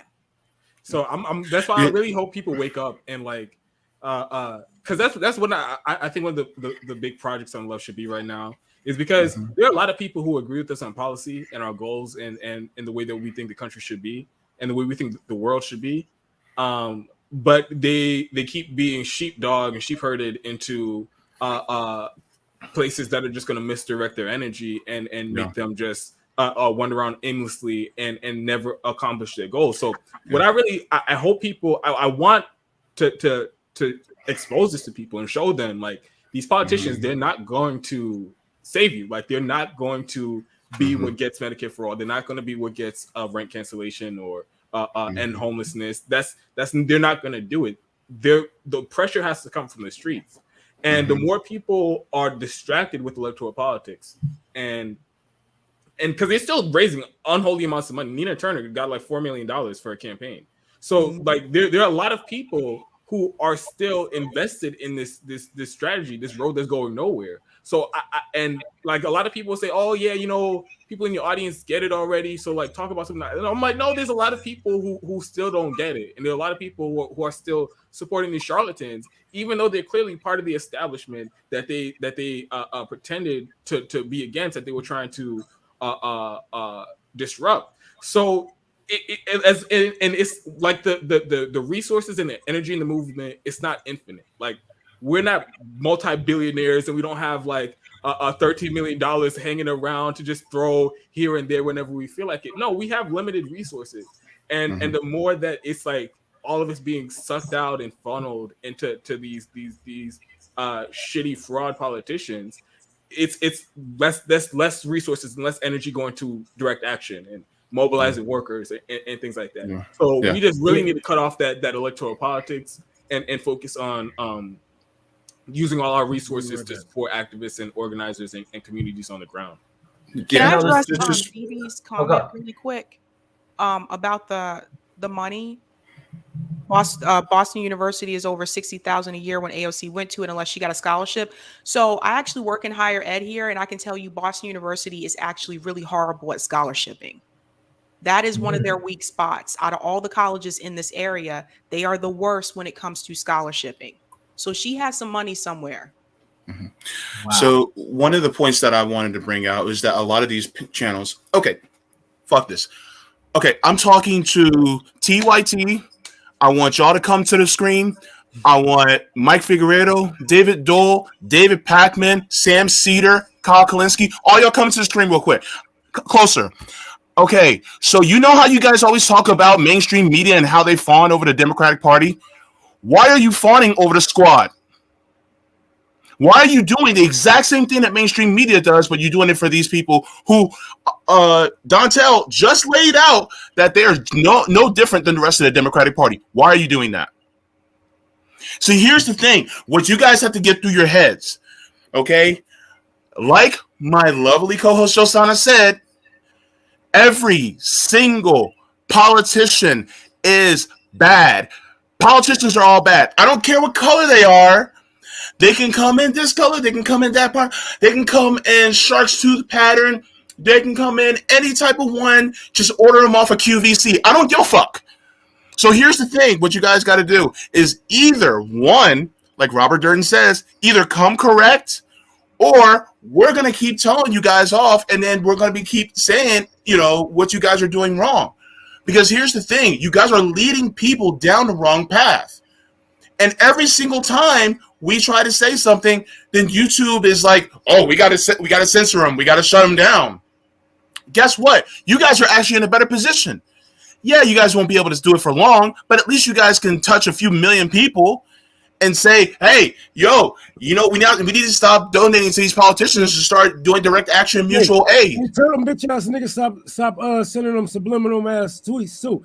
Hey, we still that bitch ass tweet, nigga. We know who you're talking about. We know who you're talking about. We do, yes. I was gonna take a cigarette break, low key, but I heard my nigga going off. We saw that tweet. Yeah, of course, and they always saw that. Look, Dontel, what happened when I asked Mike Figueredo, did you read his article? He was like, no, I don't want to have to read his article. Then why are you complaining about something that you never read? Exactly. Aren't you complaining about the same thing that the Democrats and Republicans do? So why are you copying them? Do your job, but oh my God, this is so crazy. You got these people sitting here talking about, oh, I don't want to read it. Because the thing is, because you're complaining about their favorite politician, you shouldn't have favorite politicians. Because guess what? If you have favorite politicians, then guess what? You're selling us out. You all of you are selling out because you're sitting there with your millions of dollars. Hello, Haas. With your millions of dollars and sitting there just repeating the same shit, talking about Republican, Trump, Republican, Trump. It gets old. It gets old. Why are we still doing that? Why aren't you guys talking about the actual people who are doing the damn thing? Like Rome, like Afeni, like Liv. Why aren't you guys getting into that? Because you don't want to. Because it actually means that you guys may not make as much money as you did the year before. Because you are capitalists. That's exactly what it is. You're capitalists. And that puts pressure on them, JB. That puts pressure on them because exactly be looking at them and like, why aren't you doing these things? So that's a big part of it too. But my whole thing is just like, I'm sorry. Like if I see it, I'm gonna call it out. So yeah, I called it out. Yeah. I had no idea that video was gonna get that many views. Yeah. But yeah, it just is what it is. I'm sorry. You never see them bring on third-party candidates. You don't even see them prop up these third-party candidates. None of them had Princess Blanding on their show. This woman got kicked out of the debate and she met the qualifications. They didn't even talk about it. You never see them talk about third-party candidates. At the end of the day, they are still trying to keep us in the Democratic Party. That's the thing, you guys. They'll tell you that Democrats are bad, but they still telling you to vote for this Democrat. Mm-hmm. By the way, just a detail. Just me and JB, we have a sister, a friend. Her name is Ultraviolet. She's an organizer. She's a boots on the ground person. She's an amazing, loving person. Mm-hmm. And she was holding spaces for General Strike. She was organizing spaces on Twitter for General Strike, and she made a Discord with the people. And that was nice because the General Strike website was hacked, and Hassan came after her. He came after her. He cursed her. He called her a nobody with no followers. And all his dogs came after her, invaded her spaces, saying themselves they're Bitcoiners. They were smearing her all over Twitter, cursing her. Wait, where was I? Level, yeah, like low. She took a break, like low level kind of situation, like cursing. A person that's an organizer, a person that's a loving person, a person that I and JB love very much. It's personal to me. I don't even know Hassan. I don't care about this man, but now it's personal to me. They tear down like activists. Look at the way they talk to activists. Those of us that were involved with the Medicare for All marches. I'm so glad you brought that up. Down to us, they were so nasty, making it seem like we're divisive. No, the only time they want to talk about those things is when it's connected to a campaign. So at the end of the day, they're the ones who are sitting at home. They're the ones who are rich. They're the ones who are wealthy. And Rome mentioned this earlier, and he's right. Y'all made them rich. Yeah. You guys are paying their bills, and they want to come and they want to shit on activists, the people who are actually out there fighting for these things. As Nick would say, they are deeply unserious. The thing is, they're class loyal. Yeah, go ahead, kid. But they're class loyal. That's why they always take the side of the politicians over the activists. And that was my critique of Hassan. And he didn't even have anything to say in response to it. I remember I was talking about it with Savvy on her show when he responded to my critique of him, where a lot of people on the left were just talking about, oh, Hassan has a big house. That's an easy critique for him to kind of handle because that's the critique that a lot of people on the right use. But my critique, I was like, no, I don't care if he got a lot of house because my philosophy and my economics is promoting prosperity. I believe the entirety of the proletariat could live in prosperity. So that was not my critique. My critique was because of his privilege, he tends to side with politicians, and he will shoot people who are fighting for healthcare because he has healthcare. He played video games with AOC. She was on his Twitch stream. So she has this natural corruption. But Kate, I want you to finish your thought because that's my main theme and that's my criticism. And he couldn't even respond to it. The thing is, with platforms like TYT or Sam Cedar or Kyle Kalinske or anyone else, The thing is, they profited off a lot of what was going to be, I guess, the beginning stages of what we're in now. They were able to capitalize on it and never follow through. And the reason why they don't want to follow through is because that's their gravy train. They don't want to upset their apple cart. And by them being gatekeepers and by them carrying water for politicians, especially people like AOC, the reason why they won't is because, number one, maybe they also got played by people like AOC and the other progressive leaders in the Democrat or quote unquote Democrats in the House and Senate, because it's an embarrassment to them, because now they have to admit the real truth, that Fred Hampton leftists were right the whole time about being critical to them, that Jimmy Dore was right about being critical about them, that everyone else on independent media that's been speaking out, that's been asking questions about the actions of the progressives in the House and Senate. We have to call out what they're doing. And the thing is, these media platforms that are carrying water, that are shielding, or either that trying to tear down any kind of progressive movement, they have to realize that the game is up at this point. And they don't want to upset their donors. They don't want to upset, anyone that's close to them, who has keys of power. But because of this, it's up to now average citizens to step away from these outlets that are telling you to calm down. How can you tell a person to calm down when you have gold-plated health care and the average citizen in this country doesn't have it? Where here's the leading cause of homelessness in the United States isn't because someone's lazy or crazy or they just don't want to work. It's because of one bad day and they get stuck with medical bills. Medical bankruptcy is the leading cause of homelessness in the United States. Nothing else. But will TYT talk about that? No, they'll just say, oh, Trump bad. I know what to expect from the Republicans. The Republican Party will never run on Medicare for all or UBI or a Federal Jobs Guarantee Act or anything else. They won't do that. So the thing is, that's low-hanging fruit to go after Republican lawmakers. And I get that a lot of times from people who from a lot of people who I respect a lot and who are my friends who say, how come you don't yell at Republicans? Because I know what to expect. I know what to expect. When they give me the middle finger, I say, okay, well, that's honesty. Thank you for being honest. Nothing's better than an honest enemy than a fake ally. Okay? I'd rather have an honest enemy that tells me what they really think about me than someone who's going to put on the mask saying, I care about Medicare for all. AOC's not going to do it, and neither is TYT. They could do the things we want them to do. They could do that, but they choose not to. And why? Because they built themselves a nice little palace, and now they're looking out, and people are looking in saying, why are you in your ivory tower? Shake it down. Hey, Savvy, you mind if I share the story? Because I have a story I think I want to get you guys' reactions on. Oh, go ahead. And it also kind of goes to what we were talking about, because I shared this clip on Fred Hampton Leftist on our last roundtable we did, where we even had Dr. Cornel West that agreed with our criticism of the squad, who we're talking about right now, the progressives, where he said when you look at Bernie Sanders do not have a substantive critique of imperialism.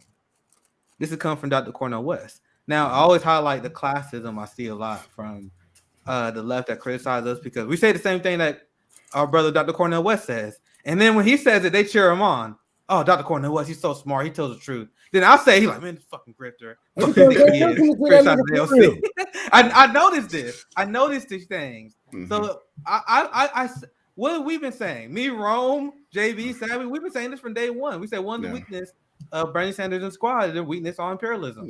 Yeah. And Dr. Cornel West came on my show unprompted, said the same exact thing. I'm like, that's exactly the point we've been making. That's exactly the point that kid's been making. Mm-hmm. And one of the criticisms that I have of them, because this kind of go back and wrapping up our previous conversation, was like Kit was saying earlier, I did have higher expectations of them because I was critical of them, but I wanted to see how they operated under a Democratic Party administration. So it's easy to sound good when you have a Republican president. Remember, when you had a Republican president, you have LT speaking out against the Syria bombings. You have them saying abolish ICE, right? They was really radical. They were saying free Palestine, stuff like that when Donald Trump was president. So I'm like, okay, I'm upset that you guys are campaigning for Biden, but I will forgive that because I don't put that much stock into electoral politics, right? So my mindset was, I'm gonna wait until Biden take over. Once Biden take over, I'm gonna see how they can operate as a Democratic Party resistance. And as we all know, I think we all give them an F if we was to grade them on the resistance to the Biden administration. The same thing when you had AOC refuse to say anything about Biden bombing Syria. To this day, she don't say anything about Biden literally funding the apartheid state of Israel more as they continue an offensive into Palestine. But unapologetic. What was you about saying? Then I want to hear you out. No, I'm just saying. To this day, she won't say anything about Syria. So yeah, she won't say anything about Syria as well. So like you said about them being like waiting to see this is why I really I like. I mean, I think it's important to talk about this moment in history, like as it's happening, because like 5 years from now, 10 years from now, they're gonna try to pull us with the same bullshit like they do with Obama. Like, oh, what could he have done? It was the Republicans, whatever. And if you don't have that context of what was happening in the moment, it's easy to let them off the hook. But like you said, it's good to see how they push back against the Democratic administration, because that's the real test, right? Yeah. And hey, they've unapologetic. shown. I was actually way more lenient than a lot of people. I said, because a lot of people was upset because they campaigned for Biden. I said on my show, I said if they challenge Joe Biden on his Warhawk administration that I knew was going to happen, I said if you had Bernie Sanders calling him out for his policies, I said, yo, I'll forgive him if you actually like succeed to be an opposition to Joe Biden. Because I'm like, all right, I disagree with the strategy of like, all right, we gotta get rid of Trump, blah blah blah. But I'm like, all right, I'll be sympathetic to that if you plan on resisting the power you placed them with. But they are not doing that. But what was your thought, unapologetic? No, I said push them left. Yeah, push them left. I'm like, yeah, I want to see you do it. I knew they wouldn't. It wasn't gonna happen. It was never gonna happen. It was acting like they had all the fucking power to do whatever in the world. They was even talking about being one-term people. You know what I'm saying? Congresswomen. This dude wrote the crime bill. Man. Yeah, and remember, Bernie Sanders, when he ran, said he was going to challenge the Democratic Party establishment. Not the Republicans. So he's got on board with this shit. I think they said, remember, like, I'm gonna be in his state. I wanted to fight the Democratic Party establishment. But now they're fighting for Biden's agenda. They're not fighting for Medicare for all. They're fighting for Biden's agenda. You said you was going to fight the Democratic Party establishment, Bernie. AOC, bring the ruckus. You didn't. Anyway, I think I gave this enough intro, because what I wanted from Bernie and AOC, and I tweeted this at the time. I can show you guys my old tweet, but I tweeted this at the time where I said I would love for Bernie Sanders and AOC to lead the impeachment charge against Joe Biden the moment that he commits a war crime. And then people say, oh, no, that would never happen. And I say, yeah, I agree. But this is the kind of leftist leader that I want to see. Because even when during the whole Afghanistan withdrawal, I said I would never forgive Joe Biden for the war crime, because they bombed innocent civilians on the way out. And now this is the story I want to cover. I want to get your guys' opinion on this. I want to show you guys the evils of our military industrial complex and how the media work with them. The watchdog find no misconduct in mistaken Afghan airstrike. We covered this on Hampton Leftist. I'm sure Harlan's Media Unapologetic talked about it a lot. But this is the U.S. drone strike that killed the innocent Kabul civilians, and that the United States government and the Biden administration lied for weeks about. Where they was trying to say these was terrorist cells that was fighting, and then they finally had to admit, they were civilians. So they did a review, and this is what they always do. And liberals put a lot of people to sleep when they do this. They say, oh, we're going to do a probe. We're going to look into this human right violation. They did the same thing regarding ICE. They did a probe in ICE, and they said, yo, we found that ICE is committing rights that violating human rights. But then like, oh, we're not going to do anything about it, though. That's the same thing they just did here. So they did a probe on this war crime, which, to be clear, I'm going to be 100% clear where I stand. When you kill innocent civilians like this, I think this is an impeachable offense. I do not think that's unreasonable. You guys trying to impeach over bullshit. This is impeachable bullshit right here, because you guys are killing civilians in a sovereign nation, let alone funding multiple genocides. I think funding the genocide in Palestine, that's an impeachable offense. Bombing Syria, a sovereign nation, that's a impeachable as soon as he bombed Syria, he wasn't even bombing Somalia. They bombed the poorest country in Africa. One of the poorest countries in Africa, I'll say that at least. Ilhan Omar's comb. So where This they is- at on that? But I want to hear your guys' opinion on this is why So what Trump the U.S. will never government did, they fucking touch prison investigated walls themselves or and prison found. bars. Ron, what was you saying? This is why Trump will never touch prison walls or bars, because if he do, then you guys ain't ready for the truth. You don't even want to hear the truth from us. You know what I'm saying? That means your favorite presidents, politicians, all them niggas getting locked up too. You know what I'm saying? Because if we really do this, we got to talk about the people who gave them the power to go above these people, or what strategy they wrote these out, and who gave them the bombs to even do it. There's so many people that's going to be in prison. Trump, Obama, Bush, Carter. All of them are going to go. Yep. Y'all ain't ready to hear that. You just want Trump in jail. Yes, it would be good. That's a good fantasy. That's a good fantasy, but it's not good to be out here. It's not a good talking point that you should be out here with, because you sound like a fucking idiot. This is another thing that we've been talking about on the International Leftist Coalition panel, and I'll pass it right back to you, Unapologetic. But we talk about how sanctions is an act of war, and you had Joe Biden tightening the genocidal sanctions on DPRK. They're doing that in Africa as well, South America. They agree with the sanctions on Venezuela. You understand they had the same foreign policy as Mike Pompeo. The exact same ideology as the right wing. What was that dude named Stephen Miller? Yeah, they agree with Stephen Miller on Haitian policy. The same exact thing. That is what they're doing. Great comment by Didi, but what I'm saying, Bush this is what the Pentagon does. I want to get unapologetic, and this nigga getting the hug and medals and all kind of claps from you fucking liberals and want to be leftists. Man, get out of here, boy. Y'all ain't serious about. I have an American uncle. He's white. His name is Joe. His name is Joe B. He's a rapist, a war criminal, and a racist. This is my uncle. His name is Joe. His wife. He's a rapist, a war criminal, and a racist. You should run for president. And a genocide. Yeah, he's certainly get an endorsement of the Lincoln Project. The Lincoln Project be happy. No, but the point about that, like, all right, so it really is scandalous how they've made it so that they can do genocide like out in the open, but they put like this legal veneer on it with these bullshit investigations and these bullshit like oversight that they do, and they pretend like, oh no, we really looked into it. Yeah, we killed a bunch of civilians, but it was an accident. And yeah, we bombed the hospital a week before that. We bombed the school bus, but all these were accidents. So, like, ultimately, what's happened with all of these wars in the Middle East over the last 20 years? But really, we've been doing this since the forever with American imperialism. We just massacred endless amounts of civilians in the Middle East. It's been hundreds of thousands, if not millions of civilians. We've killed during this war on terror that we've been doing, and they're going to rewrite history and make it seem like, oh, we were all like there with good intent and we all meant well, but we were just so, even though we have the most expensive military equipment ever created on the planet, we just couldn't help but continually bomb and massacre innocent civilians. And it even goes back to what Julian Assange and Chelsea Manning exposed with the Iraq and Afghanistan war logs, about how it is like a literal deliberate effort from the entire government to cover up civilian casualties.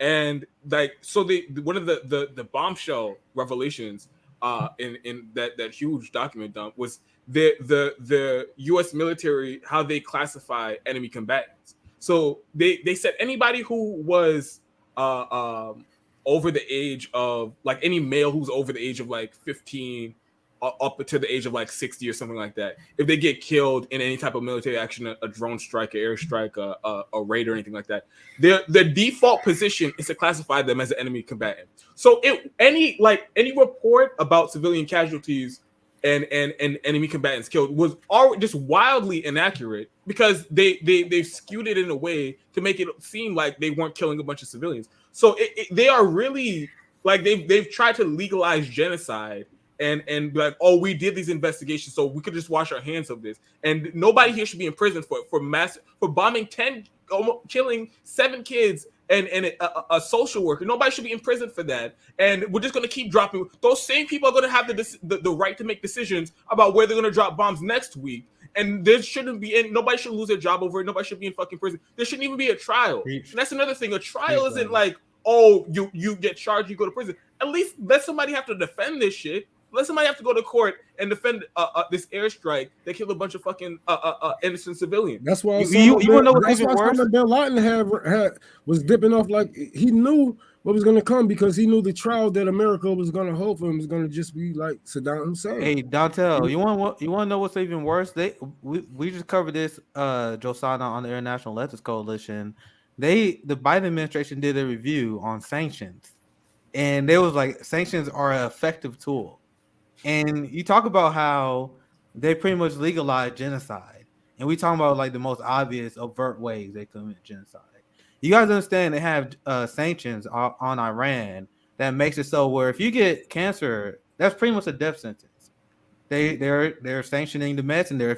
For people who are suffering for epilepsy, hopefully I'm saying that right, epilepsy. Epilepsy. Yeah, they can't. You guys know what I'm talking about. They can't get their medicine. And we had Dr. Asal Rod, once again, friend of the International Leftist Coalition. She explained these kind of things. How often do you see a lot of left media sources talking about this kind of stuff? They talk about foreign policy from a pro-Western point of view, where we are the liberators. In what universe are we ever the liberators if we are sanctioning and killing kids? Have you guys seen the starving kids in Yemen? Once again, if you get a disease in Yemen, if you get cancer in Yemen, that's a death sentence because we are sanctioning their medicine. If you get dialysis in Yemen. Yes. So it's a also genocide. Kid, what are your thoughts? And I want to get Josana after Kid. Well, here's the thing. We have to remember that in the United States, especially after World War II, but even before then, it was all about benefiting profits, especially for the 1%. The founding of this republic, look, here's the real sad truth. It was founded by rich men who didn't want to pay their taxes. That's the truth about the founding of the republic of this country that we live in. And on top of that, if we look at the 1950s, for example, the United States helped remove a democracy in Iran and replaced it with a dictatorship. And it's been doing that continuously all across the planet. This great bastion of... Okay, I'm going to just read this part and I'm going to get your thoughts. Because this is what I was talking about here. This sanctions on Iran. It said through the U.S. government has built exemption on humanitarian imports into the sanctions regime. Broad U.S. sanctions against Iranian banks, coupled with aggressive rhetoric from U.S. officials, have drastically constrained Iran's ability to finance such humanitarian imports. The consequences of redoubled U.S. sanctions, whether intentional or not, they are intentional, by the way, pose a serious threat to Iranians' health and access to essential medicines, which almost certainly contribute to documented shortages, ranging from lack of critical drugs for epilepsy patients to limited chemotherapy medications for Iranians with cancer. See, this is what I'm talking about. So U.S. foreign policy is killing people with cancer in Iran and other countries. But sorry, Kay, I just want to back what I was saying. But go ahead, finish your thought. Well, the thing is, again, look at these sanctions that are being imposed upon these countries. It's not hurting the leaders. It's hurting the people. And our own government is allowing the deaths of millions of people, the starvation of millions of people, the continuous wars all across this country. We are seeing it firsthand. And again, it is the U.S. government that is doing this to innocent people who committed no crimes whatsoever. This is the problem when we have an empire that is out of control, that is nearing its death rattle. And like any empire, the United States is going to try to squeeze control further and further, putting more draconian policies, not only internationally to innocent people, but also domestically as well. Because again, in the richest country in the world, we can't give Medicare for all for our citizens. We could take care of ourselves. We could implement different policies. But the sad fact is we have politicians who are in their 80s and 90s, who are from a different decade altogether, dictating terms and policies towards the free world, or what should be the free world at this point. A lot of these politicians like Nancy and Chucky Boy and Turtle Boy Mitch and Lindsey Graham Cracker, I don't have to say their names properly, and I don't have to give them their titles, because they are just a bunch of old senior citizens who are past their prime and deserve to be in jail because they are criminals. Can we So say if you're a criminals? diehard Democratic voter or a diehard Republican voter, look, you need to wake up. You're a good puppet. Here's what these politicians are doing. Your favorite politician is right now on the phone calling your donors so they get more money, so they can run a campaign, so when they get elected, they write legislation that will benefit their donors, so they go right back to that phone calling their donors for more money. So if you're a regular citizen who's Republican or Democrat and you vote, you're voting for somebody because they tell you things you want to hear, but you will never, ever, in any scenario, have a seat at the That's what I table. want to ask these motherfuckers who happy about the black, the first black lieutenant. Like, are you happy because she's black, or are you happy because she's carrying out what the fuck you guys care People for? celebrating that are clowns. Like, Oh my God, Team red or team blue? congratulations, we got someone who If it was a joined the communist forces woman of with oppression. a gun to her head. You know what I'm saying? Like, if it It's- was like y'all, what y'all are doing is no better than what the progressives do with black and brown people. You know, popping her up there and using her to, like how they did with Obama. They use her the same way. And why? Why do you like? Do y'all care that she's black? The right and the Republicans, they use identity politics the same way that liberals do. What it is football mentality of team red versus team blue. But little do the people who are voters who are team red or team blue, the owners of both parties are just there chilling, drinking, and laughing. They dance and drink because they believe that the average citizen is weak. That's what they do. And they continue to say things that people want to hear to maintain themselves in power. It's just going to be an uphill fight to break that narrative. And these politicians and their corporate donors are just deplorable individuals. And let's face it, they are, that are continuing policies that are starving innocent people all across this world, that are instituting these sanctions. You think what the rulers of Iran are starving? No, they got a system where they can feed themselves. The sad fact is it's just the majority, the 90%, the 95% of average citizens that are suffering and dying. Because here's something that every average American needs to realize. There's somebody like you in Iran. There's somebody like you in North Korea, a person who's understandably scared and living in a world that is understandably out of their control. And until more people wake up to the fact that we are in a system that is killing every one of us, because there's the rich and then the fucked. And a majority of us need to realize that we are all in the fucked. If you're so used to identity politics, throw that mindset out the window, because everyone's on the chopping block. It's just the system, the media, the politicians did a very good job in setting up a whole lie. But here's the thing about a lie. You could tell a good lie you could tell a story, but see, a lie will crack and crumble. The foundations are never strong in a lie. And a lie can last a good time, but it will always break because the truth will always break a lie. It's very important that all of us continue this uphill fight to wake people up to this nightmare we're in. I believe that a lot of us, as soon as people realize that the system doesn't work, that it's starving and killing people, there will be a pushback. It's just, to taking Rome's words right here, a lot of voters, a lot of regular people just don't want to hear it because the truth is just that unsettling. Well said, kid. Yeah. Anything you want to promote here? Because I want to do Rome next and then Josana. But since you just went off, anything you want to say regarding Harlan's or anything you want to promote? Hardlands Media, we're live every Monday through Friday at 5 p.m. Central Standard Time, so adjust to your time zone if you want to watch us live. We're live on YouTube for however long we will be on. We're live on Rockfin and Odyssey. And I just want to just say here that I support citizen journalists. I want there to be more outlets like Fred Hampton Leftist. I want to give a platform so people can speak out. Rome or anyone else, if you're ever in Chicago, we'd love to have you in our studio. And everyone watching here as well. I want to encourage more citizen journalists to step up. It just can't be us. It has to be everyone. Don't be that person in the sidelines who said that they wish they could help.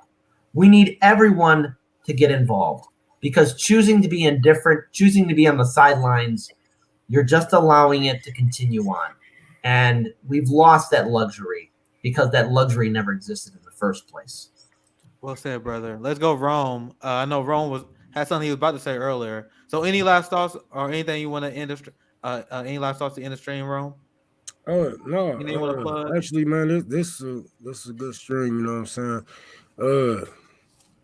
Man, but I'm good to have Unapologetic here, because if anybody know about me. You know, I'm a big fan of this motherfucker. He supposed to be. No, I ain't gonna do that. I mean, somebody already asked me about it. It's cool. Yeah, I ain't gonna put you under pressure like that. But no, I'm like, I know I've been sick for a while for the last couple weeks and whatnot, but I'm feeling way better. I done beat this shit. And y'all already know I'm back on the streets, turf for the poor. Hopefully I'm gonna be covering at the General Strike Summit. I can give me a couple of strikes to go through. So there's a couple of things that we got going on. But I am gonna be back in Chicago pretty soon because I got to talk to the Hampton family. So I'll stop by the family. I'll stop by the studio. No problem, man. We'd love to have you on. Great. Josana, anything you want to say to end the stream? Slash, anything you want to promote as well? This is your chance to share your last thoughts. I just heard from a kid yesterday in his space. But AOC, it's great. She was cursing the people from the lab, from the HIV medicines. And I was like, this is theater, child. Because in my country, when they wanted to change the price for the HIV medicine, they broke the patent. They faced the USA. They faced the big pharma. And now everybody there that has HIV, that lives with HIV, can have the medicine for free. So when they want to do something, they actually can do something. Anyways, I was going to say more things, but I prefer to just say that I have the pleasure to be organizing with Sharif and the people from the Medcare for All March. And we are doing on November 15th an Occupy Pfizer. And we are going to get a bunch of people angry because we want to talk about Medicare for All. And they are the ones interested that we don't have that. So November the 15th at Pfizer, 42nd Street, 8:30 a.m. to 10:30 a.m. You can be there. We need as many volunteers as we can. And also the General Strike Summit with the FHL. I'm very excited for that. So let's do Unapologetic next and then JB after him. So real quick, I just wanted to say something about the sanctions. I do hope more people talk about sanctions because like we were talking about, like, they really are legalizing genocide and making it okay to do it in the open, and people just feel like, oh, this is normal, so we don't even have to say anything about it or push back against it. And I think that's a terrible thing, because like you went over it, these sanctions, they have a really like terrible real world effect on people's everyday lives. And there are a bunch of people who you guys have talked about it, people who are actually like living with the effects of U.S. sanctions or seen it firsthand, like Rania Khalek or Vanessa Beeley or Aaron Mate, who's been out in Syria and things like that. So they usually, and of course everybody at the Gray Zone usually have great reporting on sanctions and things like that. So I do encourage more conversation about that on the left. For me, I am also, I'm very glad to see that new media space is growing. So many people doing so many different things. Honestly, that's like one of the things that give me the most hope. Because unlike back when this first started, it's not just like a handful of people who are kind of like out of touch and divorced from the movement, kind of being the only voice for the left. So I'm really glad that regular people are they have a platform now and have a way to get their message across and to be more militant, be as militant as the moment calls for. So I appreciate that. Also, there was something I want to talk about. I guess it would be a good thing to talk about at the General Strike Summit. We gotta have you back on soon, man, because it was a long time coming. So we definitely gonna see a lot more Unapologetic on Hampton Leftist. So there's so much more we gotta talk about because we gotta have a foreign policy conversation one day. Oh yeah, of course. So for right now, I'm gonna be doing a live stream later tonight, maybe like 11 o'clock, 12. I'll be doing those late live streams. So you can find me on my channel at youtube.com/unapologetic, or you could just type in unapologetic in the search bar YouTube. Coming in January, going to be 3 years since I started the show. So I've been around doing this for a little while. I'm glad I finally got to talk to you guys. And if you guys want to subscribe to my channel, subscribe to my Patreon, follow me on Twitter at unapologeticyt on Twitter. Thank you for having me on this panel. It was great. We'd like to have you on Hardlands Media too on Unapologetic. If you have time, we'd like to set that up. Yeah, we definitely set that up. Okay, great. Let's private message me. Oh yeah, that's gonna be a great episode there. JB, any thoughts? Any final thoughts on anything we were talking about? And what's been going on with the JB show, bro? Yeah. So first of all, I want to say I support sanctions on billionaires. So you like that, right? You like that, right? We gonna to fight there first. Yeah. I saw it in his face. Gotcha. But no, the thing is that the JB show, I will be doing that on Tuesdays at 1 p.m. Eastern Standard Time. I have my own show outside of FHL, as well as the JB Font show is outside of FHL. The JB show is on FHL on Sundays at 1 p.m. Eastern Standard Time on Sundays. So be sure to go in there. I didn't get a chance to look at my my calendar to see who's coming up next, but it'll be a good show, and I hope you guys all enjoy. Be sure to come to the General Strike Summit. It's going to be November 12th to the 14th from 10 a.m. to 10 p.m. each and every single day. It's going to have a lot of great guests. We're going to be talking about general strikes and why we have a need for general strikes and what needs to be implemented in order to have one. So I encourage everybody to join in. Thank you. Savvy, anything? Any last thoughts? Anything you want to end with? Yeah, tomorrow night at 6 p.m. I'll be back on FHL for the Sabby Sab show, and then 8 p.m. tomorrow night on my channel, I'm gonna have on Kashama Sawant's campaign team, and they're gonna talk about the recall that she's going through right now in Seattle. So that's a big deal. So they're gonna go really dive into that. And other than that, I'm really excited about the General Strike Summit. I think we're doing really good things here. Final thoughts: stop donating to Justice Democrats, stop donating to Dems and Republicans, and donate to mutual aid groups. You can donate to Rome's Tour for the Poor. You can donate to a Finney's mutual aid group. Put your money to good use where it's actually going to be used in the right way.